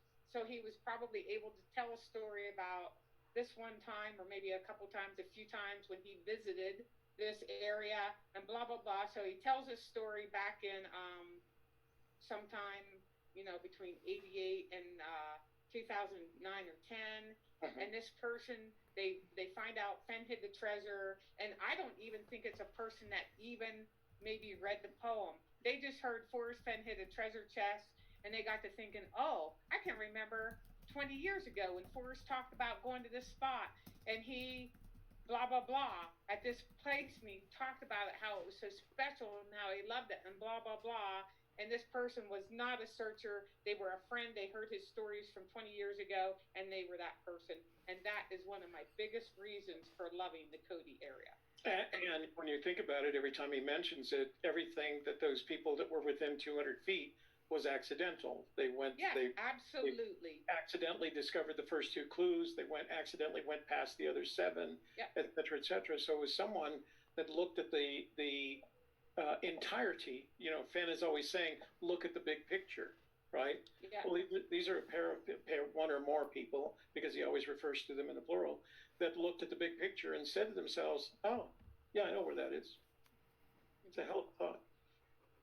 So on Down Neitzel's site, December 15th, 2013, there's a question. Hello, Forrest, may I ask, is it still true that now, even with searcher numbers doubling in the last year, you still don't know of anyone who has solved beyond the first 2 clues? Emily.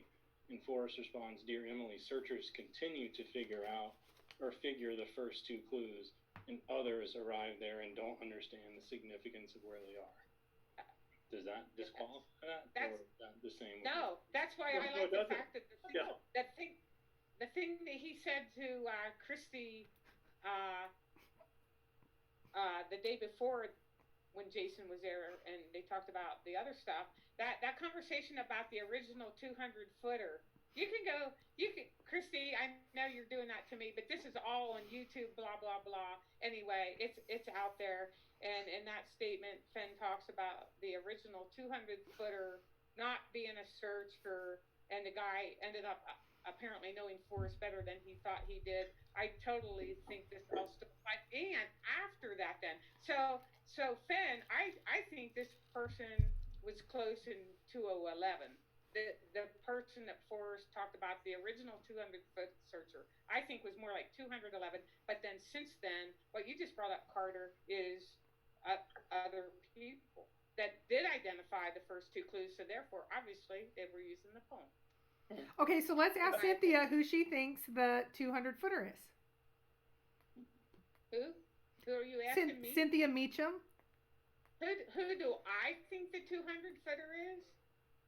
I do not know, but I think it's a Cody acquaintance, a Cody board of directors acquaintance, or Forrest friggin' knew everybody that lived in Wyoming.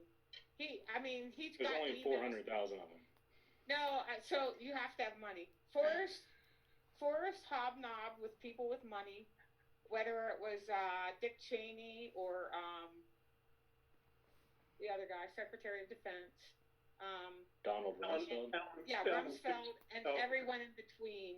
So, I've gotten emails from people who wrote to Forrest and said, you know, such and such who owns such and such a ranch. It wasn't Pittsburgh, but it was in the Mettiki area. And Forrest supposedly told this guy in an email, yes, I knew him. He was a real good guy, blah, blah, blah. So it is like, I am telling you, back in the day, Forrest spent so much time in Wyoming, and not just Cody, everywhere in Wyoming, that he knew anybody that was anybody, but you had to have money. He didn't hobnob with people like me.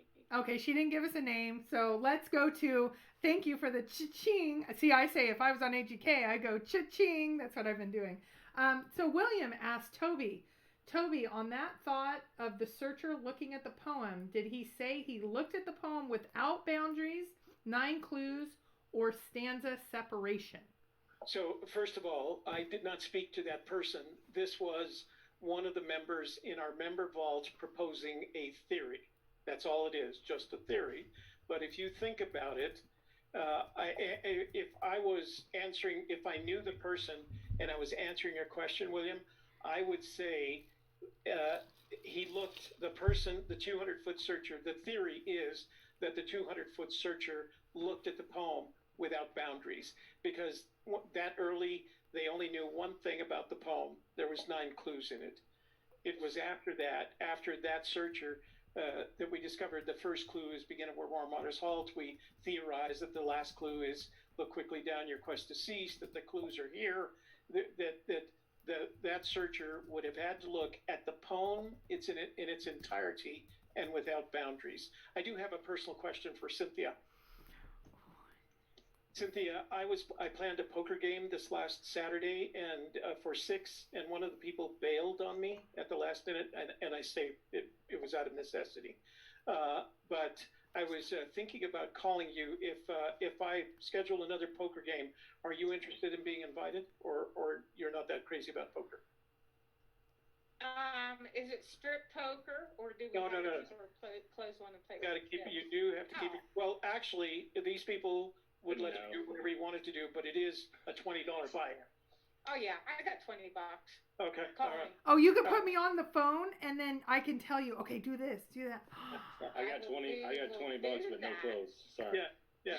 That's all. It's I'm a good with small either. game, but it's our fun game, and he had to due to one of the babies being sick. So. Yes, Toby, I would love it. Yeah, Okay. I'll make sure I'll put you on that list from now on. Either game. Okay. Oh, I'm dying. I'm Either dying. I'm on the Well, East with strip poker, it's just going to be you and me. No, we're not going to invite anybody else, sister. So was that searcher Douglas Preston? No, so you have a feeling that it had to be that kind of a person who knew Fenn in such an intimate way that they could look at the poem in its entirety and say, oh yeah, I know where that is. And then they got there and didn't realize the size of the problem when you're looking for a 12-inch square box in a in a national forest or park or whatever it is. Once you get there, then it's obvious as to how big the problem is. Well, and again, I'm going to preface this or finish postscript with this was a theory. There is no, it's simply a theory proposed by one of our members in the member panel. Well, here's a theory on the other side of it.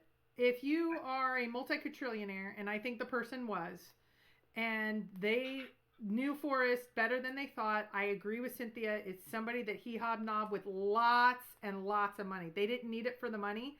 I think they wanted the story. I think they read the poem. They went out on a whim on something that they saw that they probably knew Forrest told a story about, because storytelling by Forrest is bigger than life. And when his big honchos are around, I bet you it's bigger than life. Yeah. And they went out one time as just, it's like a lark. I was a treasure hunter. And now that, so I don't think it was as much they're overwhelmed as, okay, we did this once. Holy heck, we're not getting close and we're done. And then they called Forrest or they emailed Forrest and said, yeah, I went out that one time and I went to such and such and then I was such and such. And he went, oh, that person got that close, or emailed him and he sent him pictures or something. That's what I think. Yeah. Ben actually told me, he said that the person who got close within the chest, he said, I was surprised that person knew me better than I thought they did. See, and now the only reason that I think Forrest is starting to tell stories, he said the exact same words to me 1.5 years earlier. Exact same words. So is this a part of a... It's how you interpret it. Well, I just wonder if he's playing repeat on stories that he, I don't know. Is that quote documented someplace, that the person knew me better than I thought they did? Is that I have a heart. So yes. No, actually, Christy. No, I have it. No, I actually have it, Christy. I believe. So when we did the YouTube video after this thing happened with Jason and you and me having a lunch together and all that stuff blew up in the, I think it was fall of 2018. And I actually was going to be on your show talking about this. On my blog, I have it in an email, and it is on my blog. Oh, good. That it is verified what Forrest actually said. It's in an email to me that I published on my blog. Okay. So it's out there. Oh, okay. All right. So Toby, I can actually find out for you, and I can actually email that to you if you want me to. I will do it. Miss Lisa, who's one of our former members of the member vault who has citations, I just asked, she said the same thing, and I just asked her for the citation, so she'll send it to me. Hey, Carter. Okay, and Alan K., can you hit the cha-ching, Toby? I just did. Okay. Cheers to this community during tough times. Thumbs up. Now it's time to go shoot a meadow lark and sell it for a roll of toilet paper. Okay, that was kind of funny. Yeah. There you go. Huh. Oh, 3D Brown says he's got audio on it. Oh. 3D, just send it to the email address that you and I communicate with. If it is secret audio that does not have Forrest okay or my okay, well, hold on a sec. If it is certain audio, I prefer it not to come back out. There does need to be some permission. Some people have put that audio up, and that it's not legal to do that. I'm just saying. Wait. So, do you the implication of what you just said is that you have audio in which Forrest has said that what Cynthia said? I'm sorry, I forgot what it was. Do you have the 200 foot? That they didn't know him as well as he did. Do you have audio of that, Christy? Is that what they're talking about? No, that the searcher knew him better than he thought they did. Yeah, no, well, I don't want to upset Christy here. Are you implying that there is audio, unauthorized use, that supports that's a citation for that? Yeah. Oh, okay, then don't send me audio. Do not. If it's Christy's audio, then you are using it without authorization. Lisa is probably going to refer me to Cynthia's blog. So what it is the Jason Dent recording that he supposedly did not know that was a recording. Forrest never gave permission for Jason to record it. He absolutely did not give Jason permission to release it. Jason did anyway. I also have that recording because I was sent that before the drama took place. And I would also not ever release that because it's not supposed to be released. Okay. However, I do have this email from Forrest, which I had permission to share on a YouTube video. I think I did with Christy about all this. But I know I did a blog to post this email for Forrest. Right. And I don't know which recording Candy has, but No, there I is have a a recording. but I it's just not been talking really. about when I was out of Okay. California. No, it was 3D Bronze that suggested. Okay. No, I didn't And realize. I I'm don't have sorry. a recording at all. I never recorded him. Okay. Okay. Hey, Toby. Yeah. You see that right there? Yes, thank you. That's very kind of you. That's very thoughtful of you. I've noticed it in several of your recent videos and you mentioning it. So that was very. Oh, it's there. It's there Yeah. forever. Yeah. Project. What did your wife think of it? Because she was on that trip, right? Yeah, it's beautiful. Yeah. Yeah, we were shocked that it wasn't. It was different because it was super white. So Yeah. Would she, if I were to make a pendant from that sample, because I still have some, would she wear something like that? no, No. she doesn't wear jewelry really, Yeah. Okay. especially because like OR days, like surgery days, because she Yeah. does that. She can't wear anything. Got it. Okay. I was appreciate looking it. for Yeah, my If stuff's ever- packed if she up. ever changes her mind, just let me know. All right, we'll do. Thank you. Darn it. My pleasure. I was looking for mine and it's packed in a box. Darn it. So Oh, your picture? You've got the Rio. I do. The Rios de los Pinos. Oh, and we have to drink to that, right? Rios Oh, de yeah, we los do have to Pinos. drink. Rio de los Pinos. the River of Pinos. Did you see what we're giving away? What picture we're giving away this week on Wednesday? No. Oh, here. Let me see if I can share that with you. So What I is have Candy doing? hang on. So it's going to be a framed, same thing. But I'm going to share my screen with you, okay? And then I'll put it right back. Toby, did you do Church of the Search on Saturday? I did. I think I completely forgot Oh my lord! to call in. The Magical Treasure Princess. Oh my gosh. How cool is that? So I had an illustrator friend take some pictures. I sent him some pictures, and he made that for me. So Toby, what? are those the Tetons? Yes, those are the no. I actually sent him a picture of the Rockies that were west of Denver. Has There that you recording? go. Has that recording been approved? So you're back. So yeah, I got a kick out of that. She got a kick out of that. She didn't know it was coming. So the question I have for those of you in the know is, when it says that quote where searchers continue to show up, like many have been within 500 feet, does that mean that they're searchers but they have no idea they're showing up there is an aberration, so you can show up within 500 feet of the treasure chest? The qualifier and not is know? the qualifier is he's never said searchers have been within 500 feet. He always says people have been within 500 feet. Searchers have been within 200 feet. Exactly. That differentiates from a tourist spot Yeah. because people go to tourist locations and searchers go deeper into tourist locations. So that Yeah, means 500 feet is the parking lot. 200 feet is where you get off the trail from the parking lot. There. It's simple. Occam's razor. And I disagree. I mean, I No, agree you can't. sort of with what Toby's saying, but yet, if you listen to the context of it, there has been context of Fenn talking about the 500-foot searchers or the 500 feet people in interviews. The context of the conversation, especially if it's Richard Eads, and I don't know if it is. Yeah. They are talking about searchers. I am positive Fenn means other searchers have been within 500 feet. May I read a Yeah, quote, right. Cynthia, for Yes. this point? But So, I don't have that in front of me. the Yeah, lure- go ahead, Carter. The Lure Post screening Q&A Yes. on May 18th, 2017. The question is, how do you know searchers have been within 200 feet of the treasure? not people. The question is, how do you know searchers have been within 200 feet of the treasure? And Forrest's answer is, well, because people have told me exactly where they were. And that's the only reason I know. The 200 feet is pretty accurate, but there weren't too many people within 200, lots of people within 500 feet of the treasure. But the people that were within 200 feet didn't know that they were that close to the treasure, and they walked right on by it.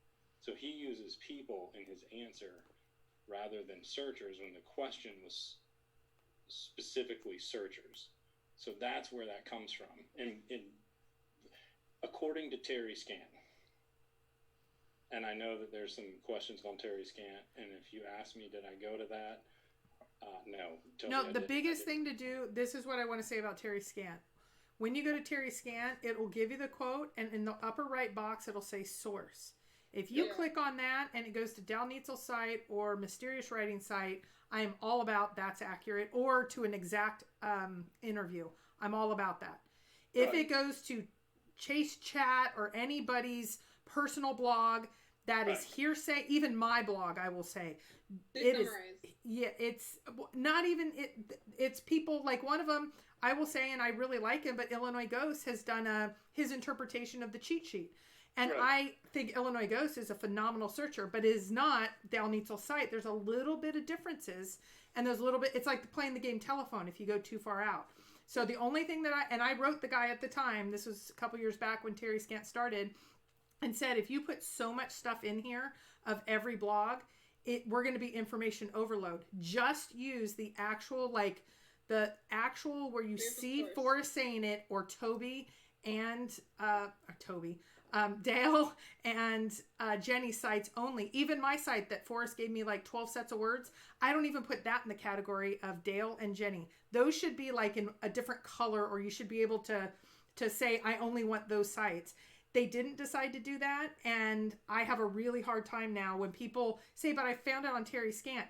Right. Yeah. And Terry Scant quotes Chase Chat, which is the most vile, reprehensible, crappy site on earth. You can quote me on that. Drink some more, Biddy. Drink some more. Yeah. So, okay, hold on. I just clicked the link. Sorry, Cynthia. Tell us how you really feel. I just clicked on the link in Terry Scan, and it actually goes to A Gypsy's Kiss. Suspect. Forrest Fenn answers, how do you know searchers have been within 200 feet? May 31st, 2017. Your video has 42,015 views. So it actually goes right back to you, sir. Toby. Actually, it goes back to a video of Forrest that I made. Well, that's what I mean. But it goes right back to you, to Forrest. And so that's where that quote on Terry Scan came from. As long as it's not, no offense, he's my search dad, and I'm fine. I love him to pieces. But if it's Toby saying it, that's not Forrest saying it. Well, I know. I mean, it goes back. Wait. Just posting that video of Forrest. You just say that if Toby's saying it, Forrest said it. If Toby's saying it, it is not the same as. Agreed. I agree. Yeah. Right. It would be the same as if you said it, and there's no citation that Forrest said it. Exactly. Right? Well, that's why dip your toe in it and 1 mile. Those are two things I strongly feel about. Many can say you're out of your mind. They've seen an email on both of those things, and they still don't believe it. They're right, because it didn't come directly from Forrest. If he wanted to have it out there, or brown trout from this little lady over, let's see, this way. Yeah, the brown trout and all the other secret hints that she gets, that's only if we believe her, and we know she's suspect. We know this. Yeah, agreed. Agreed. He agrees. Okay, Claire. Yeah, I think you should give Davio a chance to talk because he's just sitting there. Davio, you've been dominating. You wanted to talk to Miss Cynthia. Hello. Questions. Many questions. Since we've got the room here, I mean, Cynthia, what year did you start searching? 12? 2013. The beginning of 2013. Toby's about 14, is that right? No, spring of 2013. So I'm right around 12. When did you put your video out? That summer, right? Which video?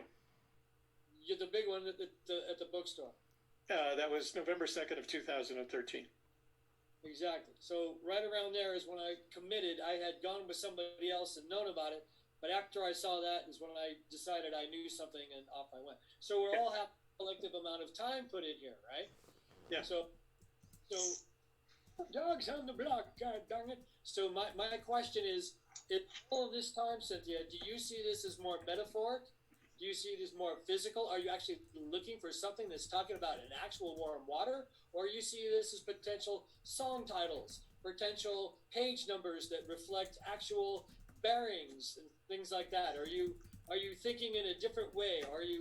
Have you changed in your overall structure on how you approach this? And the room is dying to know how much time in a week do you spend reading, researching, and or working on this? I'm looking for an exact quote so I can address this. No, I totally believe in simplicity, and over the years, I like to think that I have evolved in my ideas, and I am trying to find. So he has definitely talked in the last several years. I don't know how many times he's basically said to simplify. And I totally believe it is literal and not figurative or metaphoric. I used to have ideas that were metaphoric. I did not find the treasure. And I don't know. I just totally think that it is totally literal, and that's why Fenn said give it to a kid, because they will be totally literal with their ideas. And they won't go into specialized knowledge, I think. But. And I do have quotes. I mean, I have a lot of quotes I could read about the. You don't need specialized knowledge. There's a question about, do you need to know about the military, Air Force military, or fly fishing? And he said no. And then the only thing he ever said that is helpful is a comprehensive knowledge of geography. So I think simplicity is the key. Do you think and it's he literal? Or do you like the fact that it keeps going on, and the longer it goes on, he goes on, it stays on the tongue of people looking for treasure. So that speaks to the complexity of what this could be. Well, he said in the ABC Nightline interview to the guy that was actually interviewing Forrest at his home when I think his name was like Clayton Sandow or something like that. He said, can you give us a hint or something for the show? And Fenn came right out then and said, try to simplify. And that was fall of 2017. And I just think everyone's making it too hard. But Cynthia, do you think, that's just me, going back to words that came out at certain times and those kind of quotes, I remember at that time when that came out, there was a certain searcher that was doing like lemon juice on TTOTC with a hair dryer and some of the things that were coming out. It seems to me a lot of the words that comes out time sensitive from Forrest is when something's happened, and like on the forums and the blogs and stuff, and he's kind of responding to. I mean, of course, we know the Grand Canyon of the Yellowstone is one, but I remember that quote coming out and it being at the time that it was like people were doing the stupidest or I won't say stupid, maybe it was very valid things for their solve. It seemed that they were doing very, very, very complex things, and he was almost talking to the people at that moment. He wasn't talking to like everybody as a whole. So that's a really, really good thing to bring up, because Chrissy, regarding that ABC Nightline, so the way the media works, especially the like video network and not journalists, but the way ABC worked, they went to Yellowstone with Dale and me and filmed us in September of 2017. They went to Fenn's house and interviewed him. It kept getting delayed. And I think finally they did their interview with him late in November of 2017. Then a whole lot of shit happened in the world, so there was more important news. And eventually they aired their episode in January of 2017. So Fenn's interview, so Dale and I, so they went with us in Yellowstone in September. So you're talking 4 or 5 months later they air it. Fenn's interview was already like a couple months old.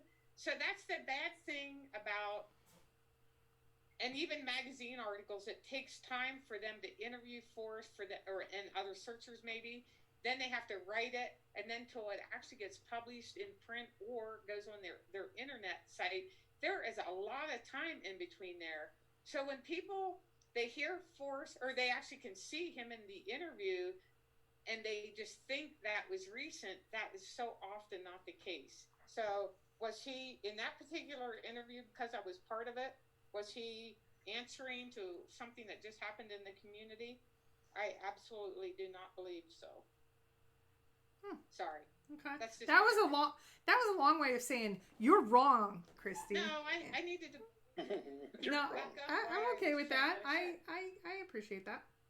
So what's, getting back to, nuts and bolts, I mean, that helps us all, right? Talking about the real basics. So what is simple? What is complex, right? So am I the example of complex where I see page numbers, equal headings, the absence of chapters I see as relevant? All these, is that complex? Is that overthinking, or is that just yes? Yeah, what I see is obvious. Which is okay. So I have my quote right here. This is from June of 2014. The question, and this is on mysterious writings. Is any specialized knowledge required to find a treasure? For instance, something learned during your time in the military or from a lifetime of fly fishing? Or do you really expect any ordinary average person without your background to be able to correctly interpret the clues in the poem? Forrest answered, no specialized knowledge is required, and I have no expectations. My Thrill of the Chase book is enough to lead an average person to the treasure. Wrong! Because an average person's been working on it for 10 years. He's wrong. Forrest Fenn, you're wrong. Right? Well, wait, let us consider. My entire life I've been below average. So the ability to use a computer is that specialized knowledge? I mean, a child can Google any freaking thing, right? To a gorilla, yes. You have to think about when he started writing the poem. He got cancer in 1988. There was no fucking Google in 1988. You guys. Still had a laptop. Biddy. We just got demonetized. Again. Did you see, Carter? It's a we now. We just got demonetized. I have to send Christy money. I was going to say, are we sending YouTube a check after this? Is this? I'm sending Christy money. Poem. The poem. I don't know what I say, but y'all know that. Oh goodness, no, Cynthia. Now you can just delete some of those pictures you have and those videos. Oh, is that payment? If I get rid of the nudies? Oh, how did we get here? I'd rather pay you money and keep the pictures. How did we get here? So, it's St. Patty's Day. It's St. Patty's Day. It is green. Okay, is this green a little bit better? You guys were giving me a hard time about my green drink. I'm empty. First words over the last 2 years. Have you made an educated guess? I mean, oh no, Mark Meyer, absolutely not. I want to answer Mark Meyer's question. Kpro, Toby, Cynthia panel, going off Forrest Fenn's words over the last 2 years. If you made an educated guess to whether the poem has been solved, would you say yes or no? I would say no, and the reason is there was a couple of things that Forrest underestimated, and there are a couple of things that Forrest overestimated. And I think the two things that he underestimated would be the amount of interest in the treasure hunt after it going viral. I don't think he ever imagined that this would be this big. And I think the other, so this is interesting. I'm not sure if it's underestimated or overestimated. Let me say it first. I think he underestimated our ability to complicate things. I think he thought people would, overanalyze and make it more complicated than he is. And he's constantly reminding us to get back in the box, look at the big picture, simplify, etc. I think, and I imagine he kind of laughs at this because I've heard the theory that he wants this treasure found, before he passes away. I don't actually believe that theory, but I've heard the theory, and if that's true, then he has to look at this and laugh at himself and say to himself, if these guys don't get back in the box, they're not going to find this. They're not going to find this treasure. Well, and I think it's because of all of Toby's great videos that we can analyze every second of everything. So AGK has single-handedly complicated this entire treasure hunt. You know what? I admit, as a matter of fact, I had to address that. It was brought up by one of our members in the vault tonight because I told them how I'm back to the poem, et cetera, and I'm concerned that I've been overcomplicating, adding to the chaos. Well, I have 550 videos that have done a really good job, exclusive of Moby Dickens, collected, where I actually recorded him. Every other video, I can honestly say, has added to the chaos, and I've decided to take them all down. What? No way. Are you? I was going to say, holy heck, I need to be right back. I got to go download some videos. I'm just teasing. I leave Just leave Moby Dickens and whatever one I just quoted earlier. And that's, I haven't watched that yet. That's kind of where it is, right? If you had Moby Dickens, a couple of collected works, you could look at those and say, yeah, I get this guy, That's all. Well, let me give you my And answer. Toby and Shelley that have messed everything. Interview is like one of the best ones that was ever created for fan interviews, aside from that really old one from I think 2010 where the redheaded reporter, I forgot her name, she was Why she talking gotta be redheaded? about stuff. Those are the only two interviews you need to watch about Fenn and the. Hey, calling her out. I didn't hear the first one. What was the first one? The Moby Dickens one, the one you did, Toby. Yeah, Yours. sorry. Yeah. And then I forgot her name. Even She real. was one of those sweet old ladies. Oh, Lorraine Mills. Lorraine Mills. Yeah, those are. Lorraine Mills. Lorraine, the old one. Interviews The are old really, lady. really good. And the reason is it's not because of the interviewer. It's because Fenn was at his most vulnerable. He hadn't put up his defenses yet. And that was early on in the process. And he was the least defensive in Lorraine Mills and pretty much least defensive. In November 2013, he had no sense of where this was going to go. He was just trying to be a friendly guy, tell people about his treasure. Well, okay, so let me go back to Mark Meyer's question, and I'm going to answer it. Going off of Forrest's words over the last 2 years, if you made an educated guess to whether the poem has been solved, would you say yes or no? I'm going to say no, and I'm going to tell you why, because no one cares when I say it, so it'll still be like a big thing when the clips come out. I asked Forrest, Cynthia was there, I asked Forrest, why do you think nobody's found the treasure chest? And his answer was, because nobody has solved the 9 clues in the poem. Well, yeah. Well, I mean, there's. No, you know how many people... Hold on. Let's all absorb that for a second. Thank you. So We 10 need to people stop. in the room that are the rooster that you're getting ready to go... Are you... No. No, not you. Not you. No, not... Oh, and you. Jack. Oh, no. And you... No. No, none of you. Well, So that Fenn brings us said full the circle poem back can't to. be solved until you're actually there with boots on the ground, because the final clue you have to physically be there. No. At least. You have to be there for the blaze, right? Yeah, he says that you physically have to be there for the last clue. Steve It looks W., like that the quote Blaze's is last clue November saying you 4th, physically be there. 2019. So it is 5 months old. Well, you know how Fenn came out in 2018, where he said, "My gut feeling is that the treasure chest will be found this summer," and then later on, around the end of the summer, I think it was like August or September, he said, "My gut feeling is wavering." It's because someone sent him something enough that was concrete where it had a solid solve, but they didn't go. Speculation. Okay. Speculation. Well, so Conjecture. wait. I asked Forrest, what was your gut feeling Conjecture, based... Your Honor. I asked Forrest, what about this gut feeling? And he's like, it's based on nothing, and I never can figure out what's going to take off with these searchers. And that's why he called it off, because so many people, lead searcher and gut feeling, he had to make statements to stop it because he thought those two things were so ridiculous. He actually said, like, his gut feeling is now gone. And lead searcher, I think he used the word ludicrous on my interview, because both of those, he's like, he never knows what's going to take off with the searcher. Like lead searcher, he's like, where'd that even come from? It's ludicrous to think you're a lead searcher. Fantastic rapper out of the Dirty South. And that's what he was referring to. He wasn't referring to the lead searcher. Not He a was rap referring group. to that rapper. No. The rapper, Ludacris. That's how that was the company. Talking about 9 clues. See, that's what happens. Like, no, Morris said Ludacris. Yeah, well, that's because he loves rap. There's a rapper, totally, 100%. Ludicrous, out of the Dirty South. You know what I mean? I'm saying there's a hint. Okay, It so, took me a little bit to I get have to him called the Red Light District. Spend In the Red Light District, you know when he had Jackie Onassis? I'm Yeah. sorry. I still have to process my sample for tomorrow. I was going to stay 15 minutes. thank you for putting up with me for this long, Kpro. Thanks for Cynthia, it was being nice there, seeing you Search Dad. again. Toby, can we Ken? talk spreadsheets later? Wait. Right before you go. Started with that whole spreadsheet Wait, thing. right You know who you should talk spreadsheets? Davio.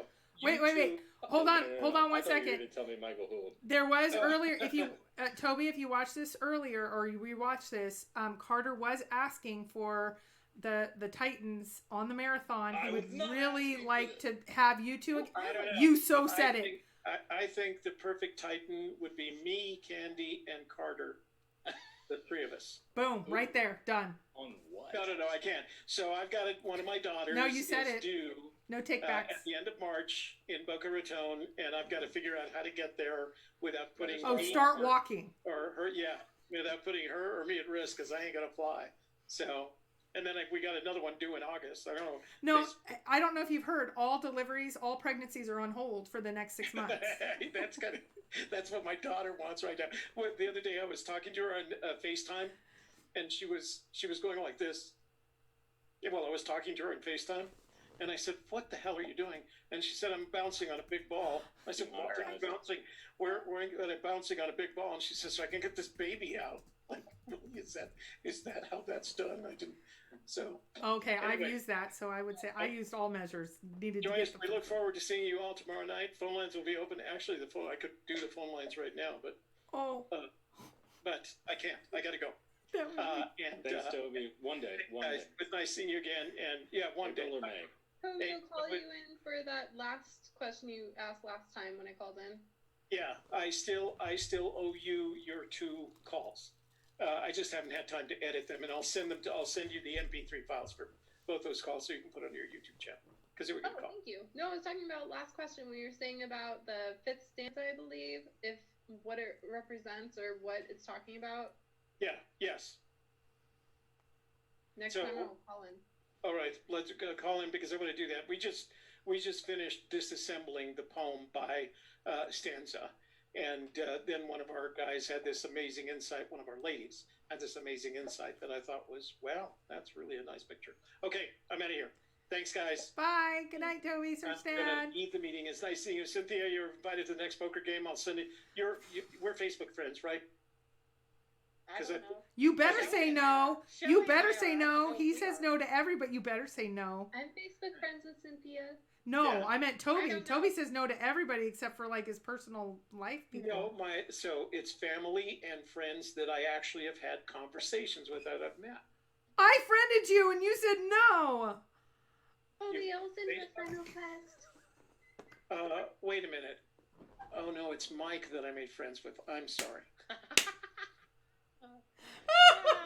Bye. Love you guys. Hey, Toby. He's out of here. I'm like, Search Dad. I don't have a Search Dad if anybody wants to be my Search Dad. I don't know what to say. Okay. Okay. Cynthia, Yes. So, do Yes. you think that warm waters halt, you're looking for something that is actually warm water? Is that what that means? Or I am, yes. Doesn't mean I'm right, but I am. just trying to get a grasp on the majority, so do you feel like you represent a large part of the search community in the way that you are pursuing that? Not necessarily. I represent me. I have no idea. I don't know what the percentage would be. A demographic of what way people are going, metaphysical, more this. I really don't know. I've been in it for so darn many years that when I decided finally in 2018 to just go to only the book, all I will use is the book, the poem, maps, and Google Maps or Google Earth as so I mean I agree that you can use Fenn's interviews and all that, but whatever solution you end up with, you have to be able to go back to TTOTC, and somewhere in that book, it has to take you to the first clue. Yes. Regardless of how you come up with it, whether it's your ideas, the internet, whatever, I just think that you have to be able to go back. You have to find in TTOTC something where you begin it, and the poem also has to stand on its own. Your soul has to, you have to solve your solve has to also stand alone, just using the poem. And I have pages of quotes right here where he says, all you need is a poem. Don't disagree. Because he says you need the poem because it's in the book. There's lots of research you can do that'll get you to the same conclusion that you are having. Yes, I totally agree. Yes. So you can look at all these metaphorical things that bring you back to the physical things that they're talking about. I agree. If that's your method, go for it. And I do. That's not my method, but it doesn't mean it would not work if that's your method. A possibility to find confirmation would be done with page numbers and chapter numbers and things like that as far as degrees. Not for me, but if it's for you. Because when Forrest wrote the book, the people that printed it and helped him write it changed so much stuff, so his page numbers varied. And that's why I can use that page number. I like 109. Page 109 is confirmation bias for me because my latitude is 109 degrees. And I can actually take things, and that's where he do not touches in red. He talks about the Canyon Road. I can use that as confirmation bias for me after I already have my solve. Changes in attitude. But he couldn't. I mean, when he wrote the book, I don't think he knew what page numbers certain pages would fall on. So you don't think that he had specific control of what image landed on what page number, what chapter? You don't think he had control of that? You don't think he made sure that landed exactly as he wanted to? In other words, page 4, letter A, the very first beginning of this thing, you don't think that's intentional? You don't think after 50 of doing this, those kind of things are going to be just kind of happen to happen?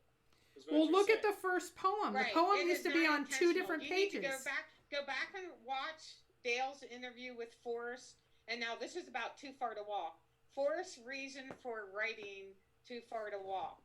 And Forrest talks about it on Dale's blog in one of his spring or summer interviews. To the chase. Assuming so many people also thinks exactly like you are, Davio. And I'm not saying you're wrong. It's just not my method.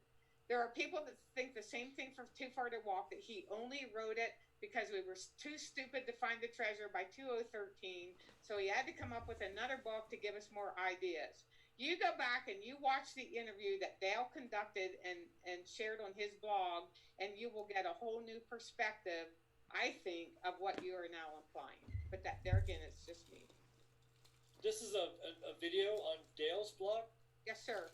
Go to Dale's blog and watch every interview he has ever conducted with Forrest Fenn.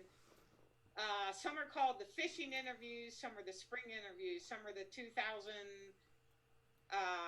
A lot of times they happened like during Fenbury. Like Fenbury would end on a Sunday and Dale would go to Fenn's house on a Monday, and he would talk to Fenn all afternoon about various subjects, and then Dale would edit them and break them down into like real short, like 2-minute videos. They're really, really good. I mean, where Fenn talks about the Gibbon River, just so much information is there on Dale's. And if any serious treasure hunter should go watch these, because this is where you learn who Forrest Fenn really is. Yeah. In my opinion. I feel like the answers to Fenn's riddle and poem are in the poem itself. Like, come on, Warren. Are we debating spreadsheets? Why are we whispering? Why are we whispering? Am I whispering? Because I'm going to wake my dog up. So. I'm just saying. I think the answer to where warm water's halt is in the poem itself. And he says, your effort will be worth the cold. So I think warm halts at cold. And the halt term actually means a temporary suspension of movement, also known as slow. So the warm waters slow at the Humber Brown, which is the cold tributary. Or it doesn't have to be So tributary. it's what? Madison Firehole, right? Just the Firehole, no Madison. It doesn't have to be the Firehole. I'm talking about New Mexico, Colorado. Like, there's a multitude of places where the waters of rivers warm. I talked about it in my new video that I did. It basically says that there's different features where the river waters warm during the summer And trout actually are depleted of dissolved oxygen, which is what they use to breathe. And in warm water, there's a less amount of dissolved oxygen versus cold water. And it's just crazy. So I'm just saying, like, the answer No, but you're nothing WWWH. with cold. There's no Paddle Beer Creek. There's different things like that. So I feel like you're going to be in a damn creek, and it's going to be a cold water tributary, and it's going to be connected to brown trout. Just saying. Okay, so let me ask you a question. If you Have a told drink. Forrest you're WWWH, and his answer was you and 100,000 more people, are you kidding? Would you be excited about your WWWH, or would you be questioning your WWWH? Wait, what was your question again, Kpro? So if you told him, I know you're WWWH, and it used to be my WWWH. I told Forrest that WWWH when he asked me, and he said, you and 100,000 other people, for God's sake, are you kidding? Would you be excited about that response? Like, oh, I got it. Or do you think he's just messing with you? Or you think you got it, slam dunk? I think there's a decoy in that because people think they're looking for warm waters, but what it is they need to be looking for the it and the where for the warm waters. Because he's asking you, he's telling you, begin it where warm waters halt. So if you're telling him, oh, my warm waters is the Flamingo River, I'm like, oh God, you and everybody else. But if you tell him, hey, my solve starts me at Homer Brown, maybe that'll make him think differently because it's like, you're not going to the Flamingo River or where warm waters halt. You're going to the place of where the warm waters of the warm water river halt. Okay, here's something that I think, and so we have sacrificed tonight, and we did a show because we thought it was important during this coronavirus situation that we keep searchers going. I think it's time for Forrest to put out a scrapbook, rule out a state, give us some hints, do something, say hi. He doesn't need to leave his home. It could be like Cynthia, just pop over there, do a quick little video, whatever Forrest asks, but he could just put out on Dale's site, like, yeah, we're rolling out Colorado. Like, come on, that'll keep us going for a while. Or New Mexico. I'm sorry, Carter. We'll rule out New Mexico. Yeah, I said it. Broke Carter's heart. I said it. No, I'm just saying, I think we'd like to hear something, just a little bit from Forrest. Maybe I'm the only one. Am I like the vast minority? The reason why I enjoy this hunt is because it's different. Like, it's not. And so, like, it's not all of these treasure hunting things where I have to do, no offense, Candy, anagrams or whatever. Like, I don't like, that's not me. Like, I got Fandango. I tried it because we lived up in Boston. Crazy. I know. I 100% agree. And I was up in Boston near Bar Harbor, and I was going to drive up there because I was going to figure it out in like 2 months, and nobody had figured it out in years. And then I spent like 3 weeks on it, and I was like, that's it. Out of here. Oh yeah, I didn't spend very long on it. And then I came back to the thrill of the chase, because to me, the thrill of the chase isn't about, like, although I love math, it's not a mathematical thing. It's getting to know who Forrest Fenn is, and that's where this whole thing about when y'all were talking about the idea of this beginning this live stream was where Warm Waters Halt and Finn's legacy. And I started talking to Kpro about Finn's legacy at Chipotle, as she likes to call it, Chipotle, and Poem. Or something. I don't know. I had the poem, and but I was like,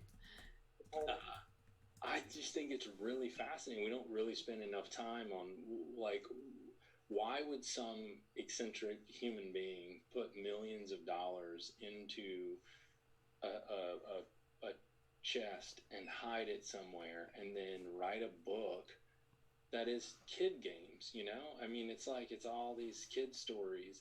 And then, like you've said, Candy, and other people have said, like, he printed some of these stories years before he ever came out. That was before he ever knew it was going to be a book. There were so many fascinating aspects. And so there's this legacy thing. He said he put that book together, The Thrill of the Chase, in 6 weeks. The only way you could write a book in 6 weeks is if you already had a number of these stories. So, like, I feel like there's a deeper conversation as we kind of get through, and that's where I'm trying to get through all of this information, the cataloging, because when somebody says, hey, have you ever looked at this, or hey, have you ever looked at that, I'm going to say, yeah, I did a video on it, but you got to give me like 3 months. Oh, 3 months. You're in. Oh, well, you're not. You're a house husband. I get it. You might be able to. I do a lot of videos, so I mean, it's just like I'm the house husband. You know what I mean? House like, husband. people are like, how many hours do you spend a day doing this? A lot. Okay, wait. Cha-ching. William, here's $5 for Carter in New Mexico's starter kit. Cynthia in Wyoming. What? Oh man, I'm hated. That's Thanks. cool. Yeah, well, Montana. Are you in Wyoming or Montana? No, she's Wyoming. She's Wait. Firehole. The Firehole River is Wyoming. It is, you're right. I just drove through there. I'm Wyoming too, so that means he likes Cynthia more than us, but we knew that. And Davio's Wyoming. You're Right? No, I thought Davia was northern Colorado. Oh, am I wrong then? Oh, I don't know. Maybe I'm wrong. Okay. Wait, so Cynthia is Wyoming, and myself and Kpro are Wyoming. Biddies. The Carter's Biddies. New Mexico, and Davio's Colorado.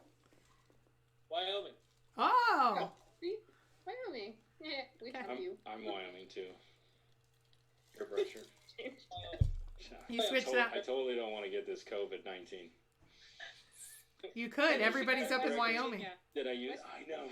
You should go to West Virginia. It's the only state Cynthia. that doesn't have it. Cynthia, that is such BS because we looked at when we got when our plane flights or when the skiing in Colorado got canceled on Saturday night, we looked at snowshoe, which is the biggest thing on whatever West Virginia, and they also were canceled. And we were like, we already had our bags packed for skiing in Colorado, and they were canceled. And now I found out today they're the only state that doesn't have COVID-19, and I was like, we could have been skiing for 3 days. What is this? Yeah, well, They the don't plane want came everyone from bringing it in. the plane came from Washington State, where it's a hot zone. And cha-ching, Jan, for Candy. There is another super chat just for Candy, all by herself. She is loved by the masses. It's incredible.